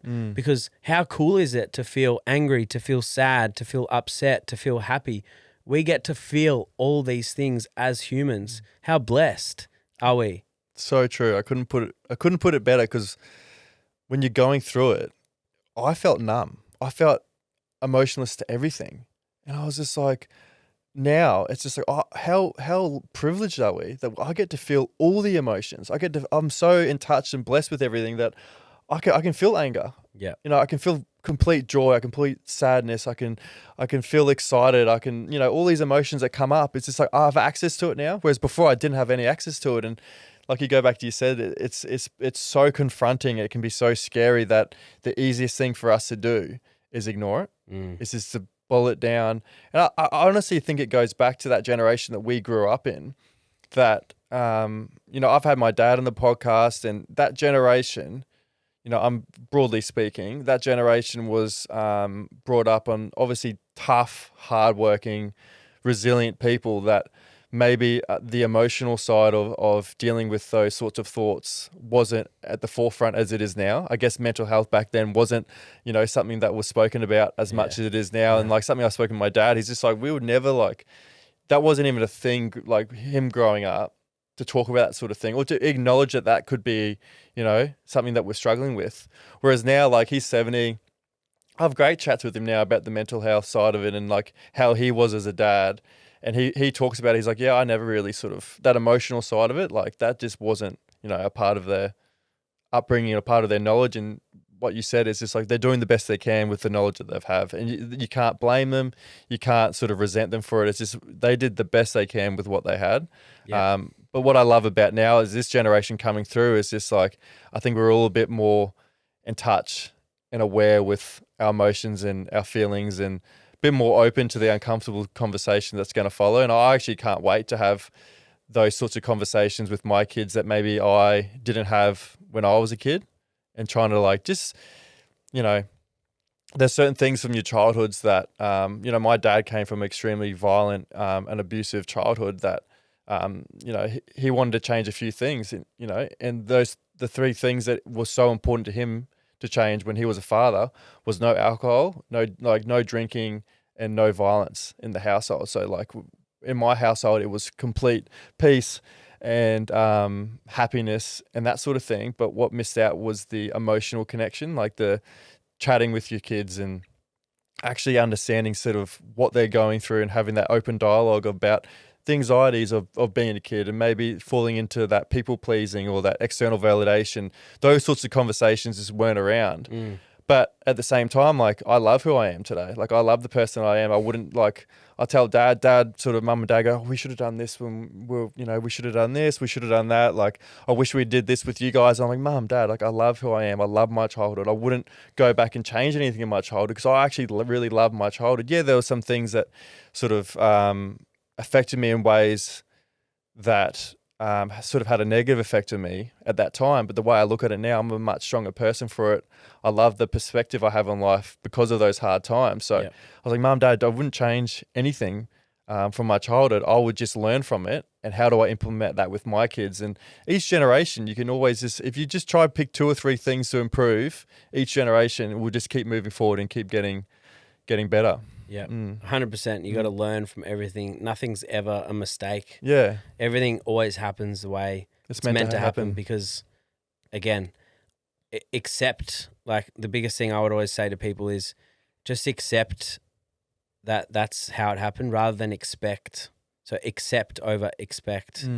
Because the moment that you try and be like, oh, it should have been like, just forget it. You're going to be disappointed and you're lost. Yeah, exactly. What's your purpose? What's your passion now? Is it still creating content? Is it still cooking? Like I absolutely love your page. Like it's so unique. Yeah. It is. Like I don't know if you're familiar with Andy Cooks. He came on the podcast. Oh, sick. He's from the sunny coast. Absolute legend. And like he talks about sort of his break and how it all sort of like in space of 2 years, he went from not having a job in Melbourne, being a chef, to, pretty much creating online cooking for a living now. Yeah. And he talks about it and how like the power of the internet is just absolutely insane. Like the reach that has and how that's sort of changed his life. And and his unique sort of take on his page and what he does. It's like similar, like when you watch your video, it's you. Not just because you're in it, but just the way, the style of it, how you speak in it. Like I love that you stuff up in it. Like, I love it. It's so relatable that like you'll spill something or you'll be like, oh fuck, that's shit. And like you like chuck that out, or you put something in the oven, there's already something in there. You're like, oh fuck, I didn't know that was in there.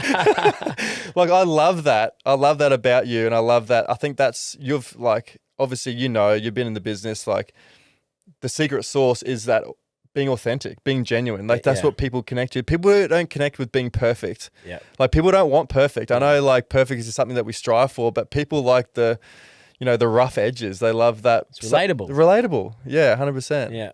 I think to your question, the one thing that I'm scared of is being like average. Like I think that also like stems maybe from like being worthy and whatever, but the reason why I do what I do is because I never want to be just a normal, like what the hell is normal anyway? Like I guess I get inspired by the fear of being average. Like I don't want to be, I know I never will be. Like I'm an extra person. Like I'll sit at a cafe. I'm loud. Like I am not scared. Like I'm not that like quiet people are scared, but like I am like who I am. Like you meet anybody and you ask, I'm just who I am. Like I'm loud. I don't care. Like, I've gone through that. Like I've come out on the other side. I don't know. I just never want to be, I'm always striving for more and more and more and more. Like I never just want to be, even though I look at what I have now and the business that I've built, I'm like more like I you know what I mean? Like I'm not content. Yeah. I want to be able to help more people, or I always, I feel like that's sometimes a blessing and a curse, because you're like, I want more, but I'm not happy with what I have. But do you know what I mean? Like, 100%. It's like what I love about you is you're unapologetically yourself. Like you don't make any apologies. You're like, I am who I am. Nah. I love who I am. There were times that I hate myself. Yeah. So I don't want to go back to that anymore. Like there's no other way but apart from loving yourself and embracing that. Yeah, you are loud. You're different. You got some good tattoos. You got some like cooking tattoos, like food tattoos. Like you are who you are, and I love that when people meet you, they go, man, he's not like anyone else I've ever met before. And it's so common to meet people, and that we all just are sheep. We all follow the same crowd. We all do the same things. And when you meet someone genuine and like an individual, and someone who's real, you go, fuck, they stand out. And I'm like, well, we all should stand out. We're all different. But for some reason, society's formed us into doing the same thing, dressing the same way, talking the same way. And it's weird when you meet someone that like is their own self, their own body.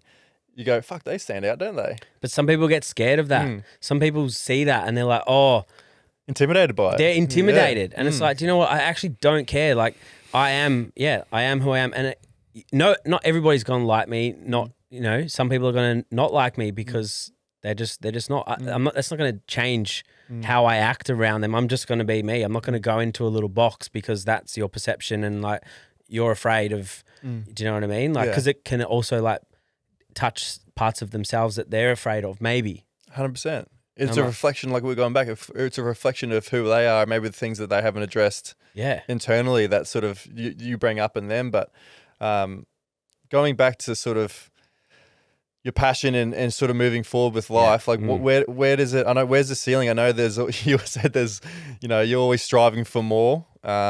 Is it is it more success? Is it more feelings or fulfillment? Is it what is more for you, do you think? For me, like I'm in a very good position, and I always look at my life because people make comments and they're like, oh wow, you live such a great life. And I'm like, yeah, well, I built this life. Like I get to travel for work. Like I'm overseas all the time.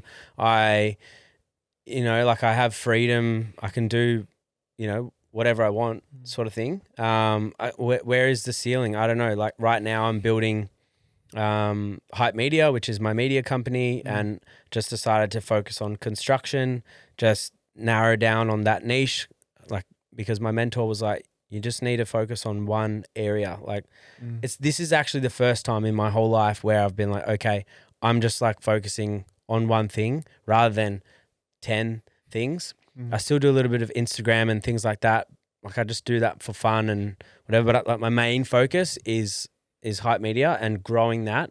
And in the last 9 months, since I've actually fully focused, like I've seen the business go from like nothing all the way to like where it is now. Incredible. Like people working for me and like it's wild. Wild. Yeah. But it makes sense because the most successful people in the world, what do? They just focus. Like the ability to focus on one thing is so hard. In a life now where we're surrounded by distractions, by notifications, by all these different things, the ability to focus on one thing and do that one thing well. You go to a burger shop, they don't serve you Chinese food. You go there for a burger. Business, podcast is the same thing. We don't come on here and talk about eggs. You know what I mean? You may if you want, I don't know. I don't know if you're into eggs. You like eggs? Eggs are good. Eggs are good. Love eggs. I actually love eggs. Yeah. But do you know what I mean? 100%. Like, and how have you dealt with focusing on one thing? Was it a struggle at the start? Are you better at it now? I'm much better at it now. Like, honestly, yes, it was a struggle at the start because, again, like I'm a big people pleaser. Like I like to serve, and anytime people would be like, oh, can you, film this for me or do this? I'm like, yeah, I can do it. Now I'm just like, no, like I'm not, I just do this or like, this is my price. Like that's how much I charge. I can't help. You're setting standards. You know what I mean? Otherwise I'm just like, I'm working for free. Like I can't do that anymore. And that attains another level of respect as well. People are like, oh, okay, I respect that. You know? Yeah, absolutely. Yeah, I love that. We've got some quick fire questions to finish off. It's getting closer to 2 hours. Let's go. Some quick fire questions. So you can answer these as quickly or as long as you wish. I like to talk, so. I know, and you can talk as much as you like. What are your 3 non-negotiables for living a healthy and full life? My 3 non-negotiables for living a healthy and full life would definitely be a clean diet.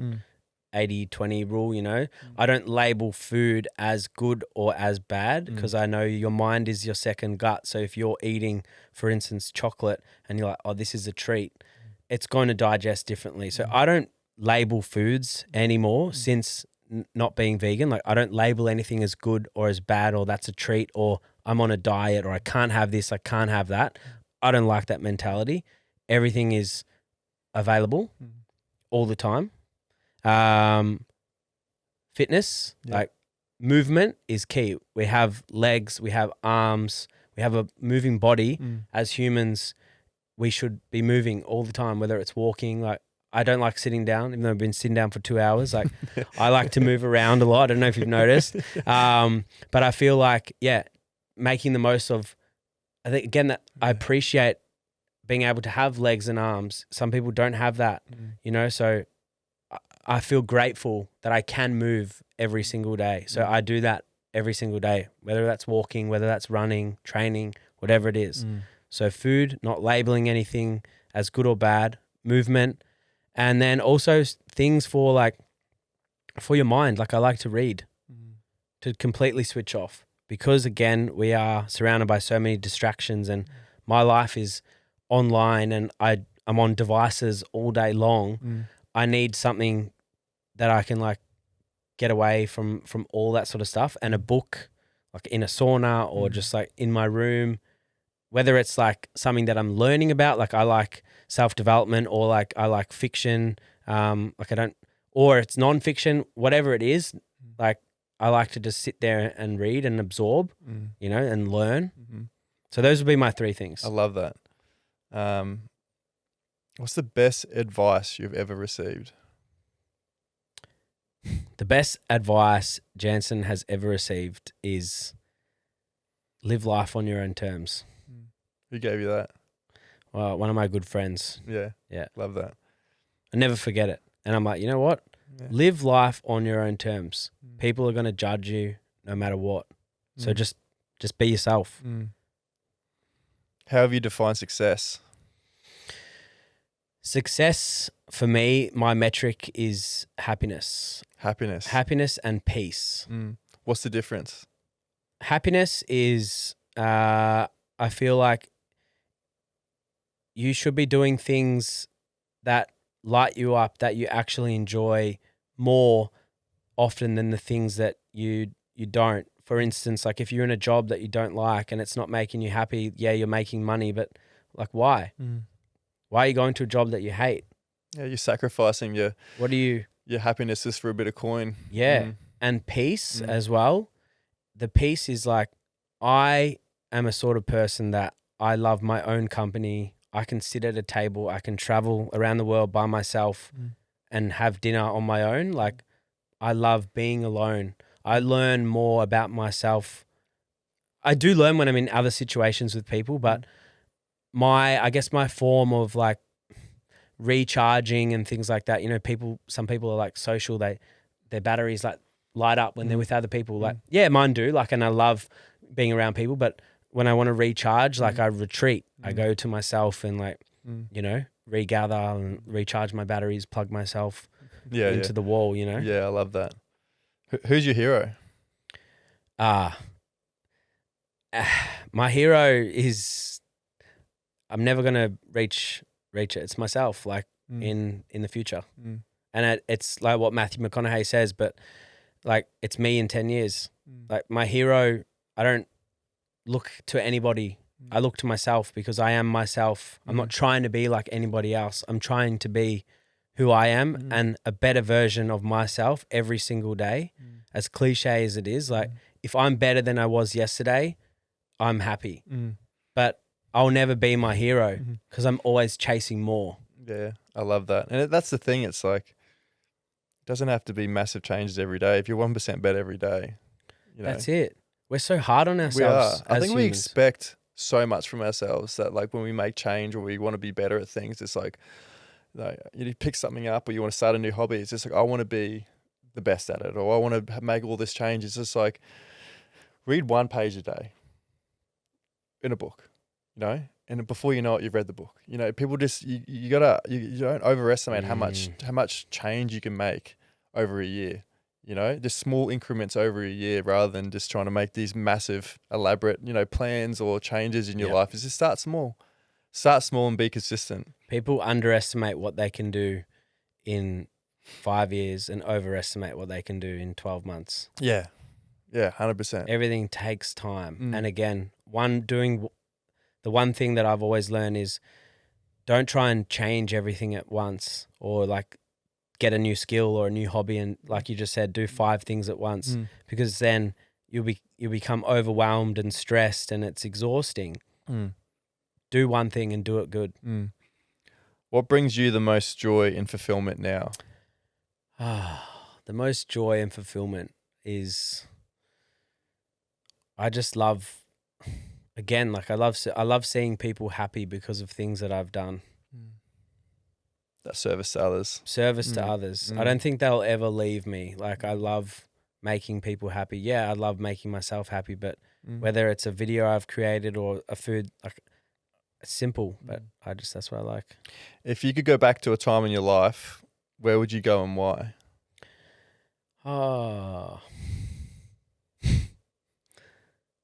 That mountain in Sahara.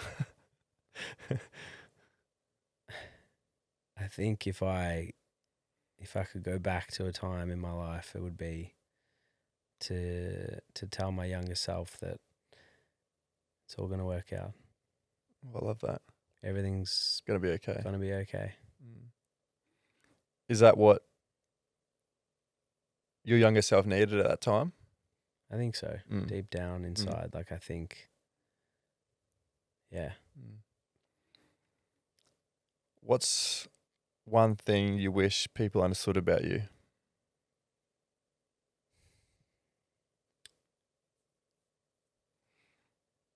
Getting deep here. What's one thing I wish people understood about me? It's a hard question.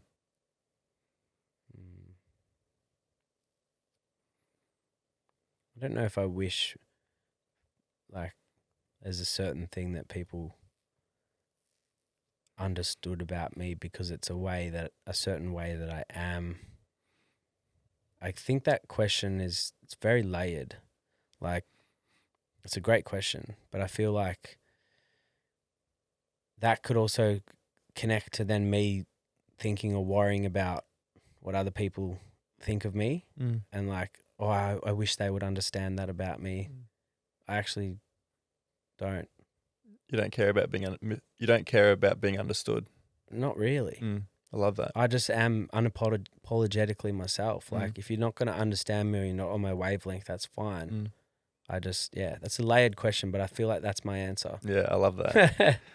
One of my questions was what advice would you give that 11-year-old Jansen back in the day? But I think you've already said that. Everything's going to be okay. And tough times never last. Tough people too. Yeah. Yeah, that's it. What's one question I didn't ask you that I probably should have? I think you covered a very good basis. I did? Yeah. It's good to hear. You've done a pretty good job. I feel like we flowed very well. It wasn't like interview style. It was just more just having a conversation. Is there any questions for me?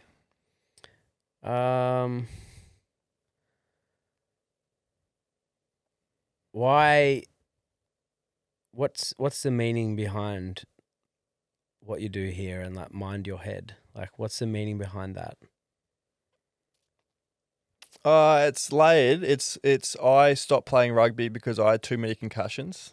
I started to really spiral, and I think it was a mixture of my own depression that I was going through as well. But I think it got brought to light because of the concussions I was going through, that I had to go through a couple of brain scans and go through a lot of testing and figure out my mood swings. And because of that, it almost forced me to deal with my own shit that I've been neglecting my whole life. I had feelings of depression, anxieties from the ages of 16, I can remember, and just like thought it was something that I was going to grow out of, thought it was something that all kids went through, thought it was normal, thought it was like, all right, well, this is what everyone feels like. I won't think much of it. And then you got to 18 and it's sticking around. And then you got to, I remember I was in the army, I got out of the army, and one of my first trips was over to Canada, and with all my best mates in the entire world, and we're in Canada, we're drinking, having fun, and all of a sudden I had this wave of sadness and like a cloud went over me, and I was just so deeply depressed and uncomfortable, and I was just sitting there with all my best mates drinking. I'm thinking, why am I so fucking sad for? And I didn't say anything to anyone. I didn't let it on, and then it lasted for about 30 seconds, maybe to a minute, and I came good again. And I was thinking, what the fuck was that? And it played in my mind the whole trip. I was like, why did that happen for? And I got back and I remember saying it to Dad. I remember saying, yes, it was a great trip, but like I had this weird thing where I just got really like depressed, but it didn't last very long. So it's all good. I brushed it off again. And then it started to happen more when I was drinking, And then I think the feeling of not being enough, the feeling of if I don't succeed in rugby, who am I going to be? My identity was a rugby player. I had put all my eggs in this one basket, which is fine to do, but I attached my self-worth and identity to Elliot, the rugby player. I'm going to be nothing without it. And then it was thinking of, feelings of depression and suicide, and it got to a point where I didn't want to be around anymore, and I made the decision that the day that I couldn't stop playing rugby, I was just going to kill myself. So I was just going to keep playing footy, keep partying, neglecting all the things that I need to be doing, like suppressing everything, ignoring all the signs, all the red flags, everything that my body was saying to me that you need to seek help, I was ignoring it all and was like, all that matters was playing footy. And if I can't do that, I honestly didn't think I was going to make it out of my 20s. I honestly thought like I was going to get to 29, 30 and just kill myself. That was the plan, right? And I made that plan like when I was about 24, 25. And then I got into obviously the drug taking a fair bit, playing footy. And that was, at that time in my life, was the only remedy I found for a clear head. You talked about sort of going for runs. Mine was an easy thing of just taking drugs, and it was like the most euphoric feeling that I ever had at the time. It was just like complete and utter silence, and that was my addiction. I was just like, I want to feel like that all the time. When I played footy, I felt like it. So every Saturdays I'd feel like it. I was just completely present. And then when I stopped playing footy, like on the Saturdays and during the weeks, I was like, fuck, I need this feeling all the time. So it was a constant battle of trying to be a professional athlete while also being a functioning drug addict. Right. And that was like the circle I was going through for years, thinking it was so bad, knowing it was so bad for me, but didn't want to get off the train because it was like my coping mechanism. That's how I coped. Like that's how I dealt with everything, and I didn't want it to end, but also knowing how bad it was for me. So then that's when it became a point where I was just like, you are pathetic. Like you are honestly like people think you're this, but you're really like, they have no idea who you really are. Like you've kept everything away from everyone. Like from outside looking in, they think you're this one thing, but deep down you're just a piece of shit. Like that's how I thought about myself. Like the relationship I had with myself was horrendous. Like I hated myself. I hated looking in the mirror. Like I hated talking about myself. I hated interacting with people later on just because I just didn't want to be around people because I was so ashamed of myself, and I was just lying. I was just lying about how I felt. I was lying all the time about what was actually going on in my life. And then it got to a point where I had an overdose and knowingly took a handful of drugs, not caring if I was going to wake up or not. And remember waking up and was in denial, pretending like it didn't happen, pretending it was just a funny overdose you had with all your, going out partying. It was just a normal, common thing. People have it all the time. And didn't tell anyone about it. Honestly, like lied to myself so hard that I convinced myself that it didn't happen. Like I completely blocked it out. And then I remember going down to Sydney for New Year's and just taking all the drugs in the entire world over that 4 or 5 days, and coming back and not being able to sleep and fully just cooking my nervous system and my brain. And I remember like I checked myself into hospital because I couldn't sleep. And I remember like checking myself into hospital. I was so dehydrated, and I was there for a few hours chatting with the nurse. And I remember chatting with the chaplain there at the hospital, and he was like, "Is everything all right at home?" And I'm like, "Yeah, everything's fine." He's like, "Everything all right with you?" And I'm like, full denial mode again. "Yeah, everything's sweet. Everything's all good."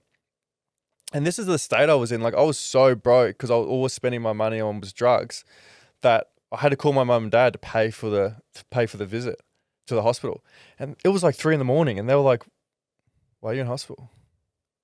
And I was like, "Oh, I just had like I had a big weekend, not feeling the greatest," like lying to them, right? And I could tell that they knew something was wrong, right? Just by their tone and their voice. We never said it to each other. But I remember like them being on the phone and them saying like, "Is everything all good?" And me going, "No." Oh, me going, yeah, everything's all good. And they're going, "Yeah, okay." And I could just tell, we both could tell that they knew I was lying, right? And then I remember like laying in bed at the hospital, like got off the phone with them, knowing that I'm going to have this conversation with them at some point in my life. And I remember laying in bed thinking like, all the sacrifices my mum and dad have made, come over from New Zealand, like raised 3 boys, fuck all wage, like, we had the best childhood, we went camping, and I'm just reflecting on all my whole childhood and all the things that they've done for me and the position they've put me in and all the training and all the sacrifices they've made, all my footy games and everything they've done for me. And for me to lay here and be too afraid, too scared to face what was going on in my head, you know? And how is that fair on them that of all they've done for me, all I was too scared. We talked about it before. I was too scared to face what was going on in my head. And I just felt so much regret and so much shame, so much guilt that I was if I didn't stop, I was going to put myself in a position where my mum and dad would have to say goodbye to me, you know, and no parent should ever have to say goodbye to their children.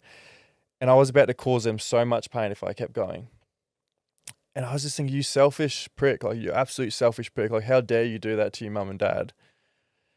Let's go. Like I talk about it to some people where, yes, it was an addiction. It was addiction to that feeling of feeling numb and feeling, I can just actually relax and be myself. That was the addiction. And I know a lot of people go to rehab and they do the 12-step program and they go to, you know, all sorts of, you know, doctors and that sort of thing. And that's fine for me.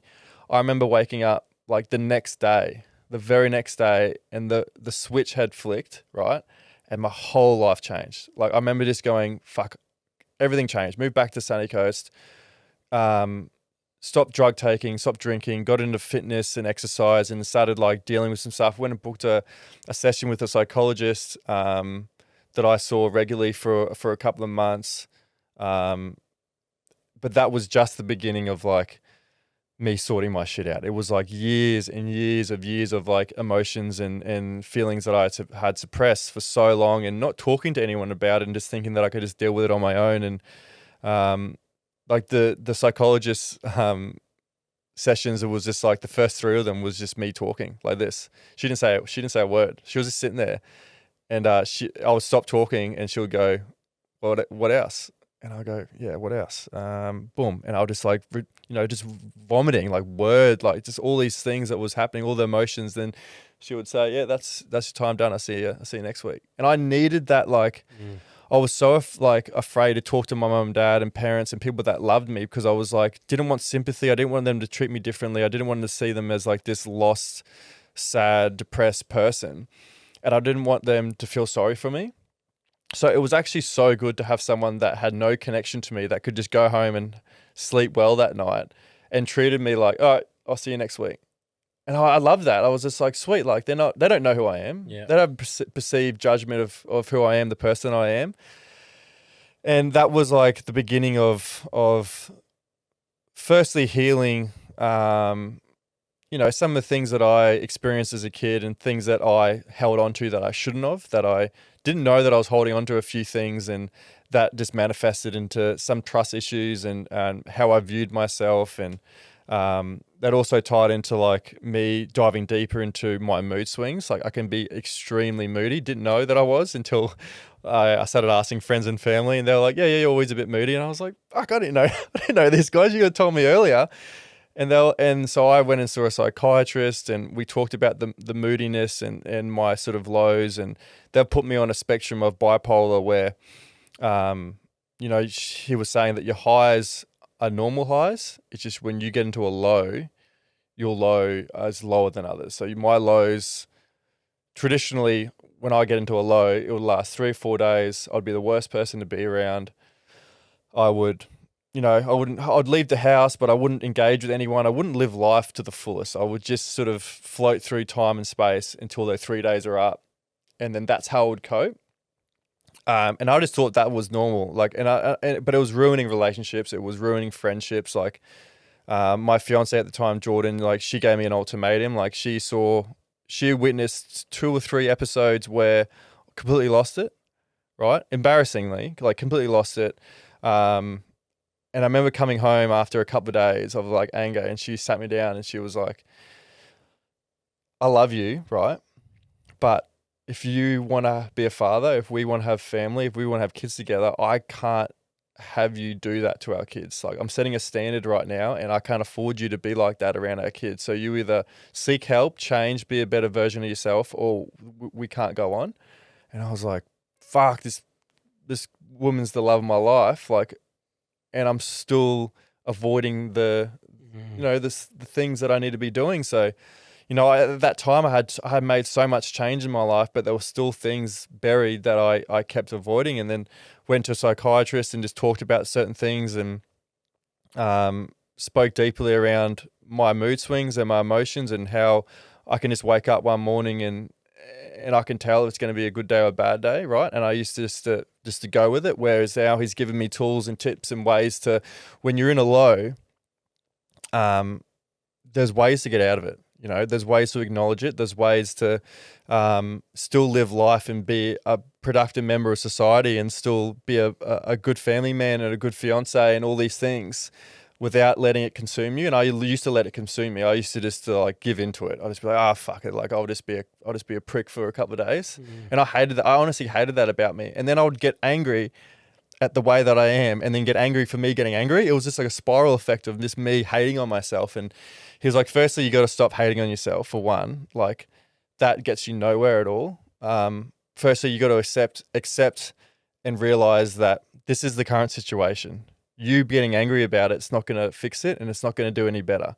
So you got to accept that this is when it happens, it's happening. So the best way you can deal with it is accept it and realize and communicate it. So if I'm in a low, I'll tell Jordan, yeah, I'm in a bit of a low today. And then, all right, what do you got to do? And he gives me ways like what we talked about before about your mental health, like figure out ways to deal with it. So I've got a cold plunge and sauna at my house. I'll do that in the morning. I wonder how I feel after that. And I'll go, oh, I feel kind of better. And Jordan will say, how do you feel? I'm like, oh, I feel a little bit better. She's like, what have you eaten today? And we'll talk about like nutrition and like what's going in my body. And then, have you gone to the gym yet? I go, I haven't gone to the gym yet. She goes, go to the gym and come back. And then I go, I actually do feel much better. And she's like, have you worked on your podcast? Are you doing editing and stuff like that? And I'm like, oh, no, not yet. And then I'll get into that. And then by the end of the day, it's just like, you've ticked all the boxes and you've done all of those things. And yes, you're in a low, but you've ticked all those boxes and you've sort of gotten out of that low and you're thinking, oh, well, that was great. And then from there, you just stack days. So you talk about, like I've heard that thing about just stacking days and because you have confidence that you've done it once, you know you can do it again. So when a low comes, before it used to be like, oh, dreading, like this is going to be the worst. And now when a low comes, I'm like, all right, checklist, what do I got to do? Boom, boom, boom. By the end of the, by midday or early afternoon, the low's not there anymore. I'm feeling back to who I am. And then knowing that that's going to be a part of life and not dreading that either, not going, oh, fuck, why me? Like, why do I have to go through this? And why do I have to go through this every couple of months or every month or whatever it is? I used to be like, fucking hell, like, surely it can be someone else have to go through this. Like, I felt like such a victim. Yep. Where now it's like, it's a good excuse for me to do healthy things in my life. Like, what a great excuse is it to have an ice bath, have a sauna, eat well and exercise and maybe work on a spiritual or a mental goal or, a passion of mine. And I'm like, can't be really of a bad thing, is it? Because it's forcing me to really look inwards and look after myself. Whereas like we go through life sometimes and it's so easy to neglect those crucial things that make us who we are or put us in a good headspace. But for me now, it's like, it forces me to do it every single day. So it just becomes like a natural, lifestyle and routine for me. And my life has changed dramatically since. Like I haven't had an episode since. Like how I view certain situations now, it's so easy. It used to be so easy for me to get angry at, whether it's, traffic on the road or how people talk to you or, certain things in life where it's just like, it hasn't gone the way that you planned it to go. And I used to freak out when I plan something and I want it to go a certain way and it doesn't go that way. I used to lose it. Now it's just like, well, maybe it's better this way. Maybe that this plan's change and this didn't happen the way it was meant to go. Maybe there's a better way for it. And like changing my perspective and how I view like how my life is going and the route it's taking and like I just sort of let it go with the flow instead of trying to control so much all the time. And like, we talked about being genuine and being myself. And like, if I didn't start this podcast, I wouldn't have leaned into myself as much and like really like gotten to know myself and, love who I am. It opened up so many doors and the people that I'm meeting and the conversations I'm having with people, I would never have had of it if I didn't, take a risk and take a leap and actually start the podcast, something I was so afraid of. But, it's the best thing that could have happened because it's obviously, you talk about sort of service to others and I started this as a service to me, really. Like I started this for me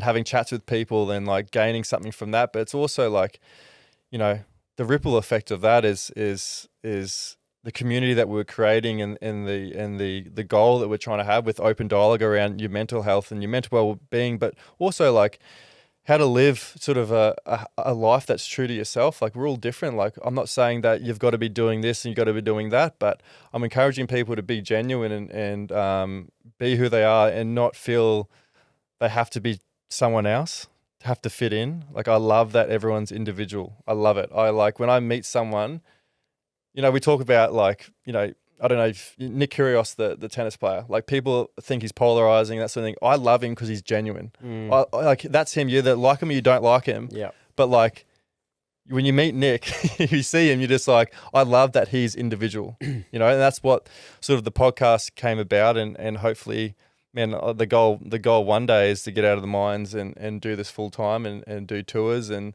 you know, I'd love to get into schools and talk to young kids and even sort of footy clubs and talk around that sort of stigma that is still around in rugby clubs around your mental health. I never talked about it when I was sort of playing footy, and when this podcast came about, I had heaps of ex-teammates sort of contact me and say, man, I was going through the same thing that you're going through. And I was like, fuck, why didn't we talk about it? Like, why we had all that opportunity to talk about it. Yeah. So the amount of messages and the amount of the awareness is coming because of this, and the relationships I'm having with people and meeting people like yourself is just, yeah, it's incredible, man. It's honestly like one of the proudest things that I've honestly ever done. I haven't got kids or anything like that, but I think for where I am in this moment, is taking that, like being brave enough to go through those challenges and actually want to change to be a better version, and then obviously creating this and putting myself out there. And like, I used to be so private. I used to hate talking about myself. I used to hate, you know, when I first started, I wanted everything for the guests. Like I didn't want my name on it. I didn't want my face on it. I wanted everything towards the guest. But now I'm more open and more confident in telling my story and putting myself out there a bit more than I usually would. So yeah, it's been incredible. Honestly, it's been one of the best things that I've ever done. It's helped the relationship I have with Jordan. Like Jordan came on the podcast, and I'm a much, like what it's taught me is like I'm a much better listener. You know, I used to talk just to reply before. Like I had this issue where, and I look back to my old episodes where you would say something and then I would just want to jump in and share my opinion, right? And it's just really taught me just to sit and be present and just listen, right? And listen to my friends, listen to my family. Like everyone's, like we said before, everyone's got a story, right? Everyone's got their own backgrounds. Like it's helped me with the relationship I have with Jordan and fully understanding her life, how she's been brought up, her perspective on life. We're very, very different.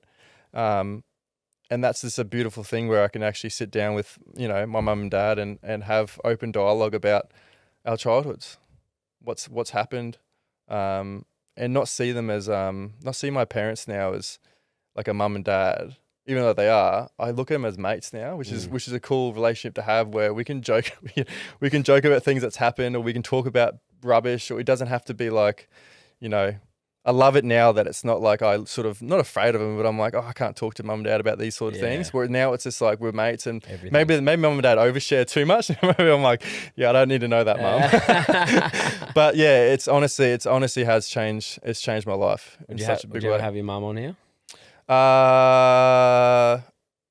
If mum was open to it, mum's a bit more reserved than dad. Dad was amazing. Dad came on and he's a very good talker, and he spoke about his childhood, and it's a great episode if you want to tune into it. It's one of the most powerful episodes I've ever done with dad. Yeah, mum's a bit reserved. Mum's a bit shy. She's pretty vocal when it's just her at the house. But I'm always open to it. Like I would love to get my brother on the podcast. I don't know what it is when you have a setting like this, whether it has to be formal. Yeah. Or I don't think me and dad would have had the conversation if it wasn't on the podcast. For some reason, it was just like cameras sitting there. There's doors locked. You can't get out. Yeah.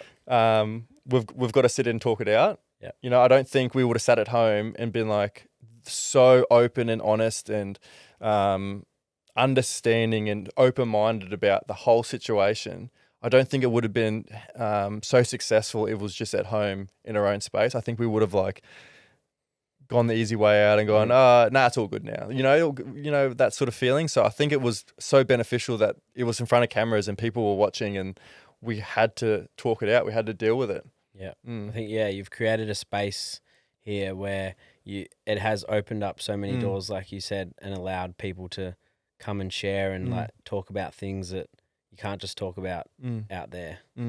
And for some reason, when you go into this setting, people are just start sharing and opening. Yeah. You know? It's and that's the sort of environment that I wanted to create, was like that you could feel comfortable enough that you could just chat, and it was going to be accepting, and whatever you're going to say, you know, it was always going to come from a place of love, and I was never going to like judge or look at you differently or anything like that. There was just two people just expressing their life or what happened or how they feel. Having a yarn. Brother, thank you so much for coming on today, mate. I really appreciate it. You mentioned before, man, like you lived a hell of a life so far.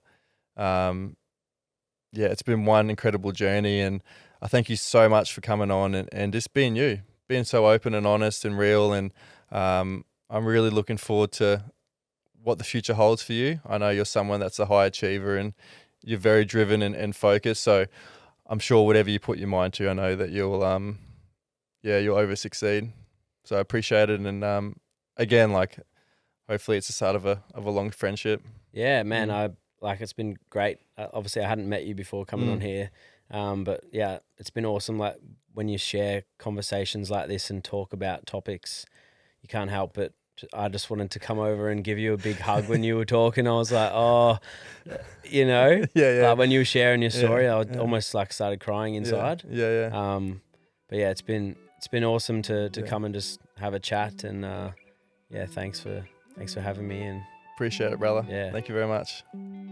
Thanks so much for listening to another episode of Mind Your Head. If you'd like to support the show, be sure to subscribe to us on Apple Podcasts, Spotify, YouTube, wherever you listen to your podcasts. It really supports the show and helps others discover us. Don't forget to join us on Instagram and TikTok at mindyourhead.podcast.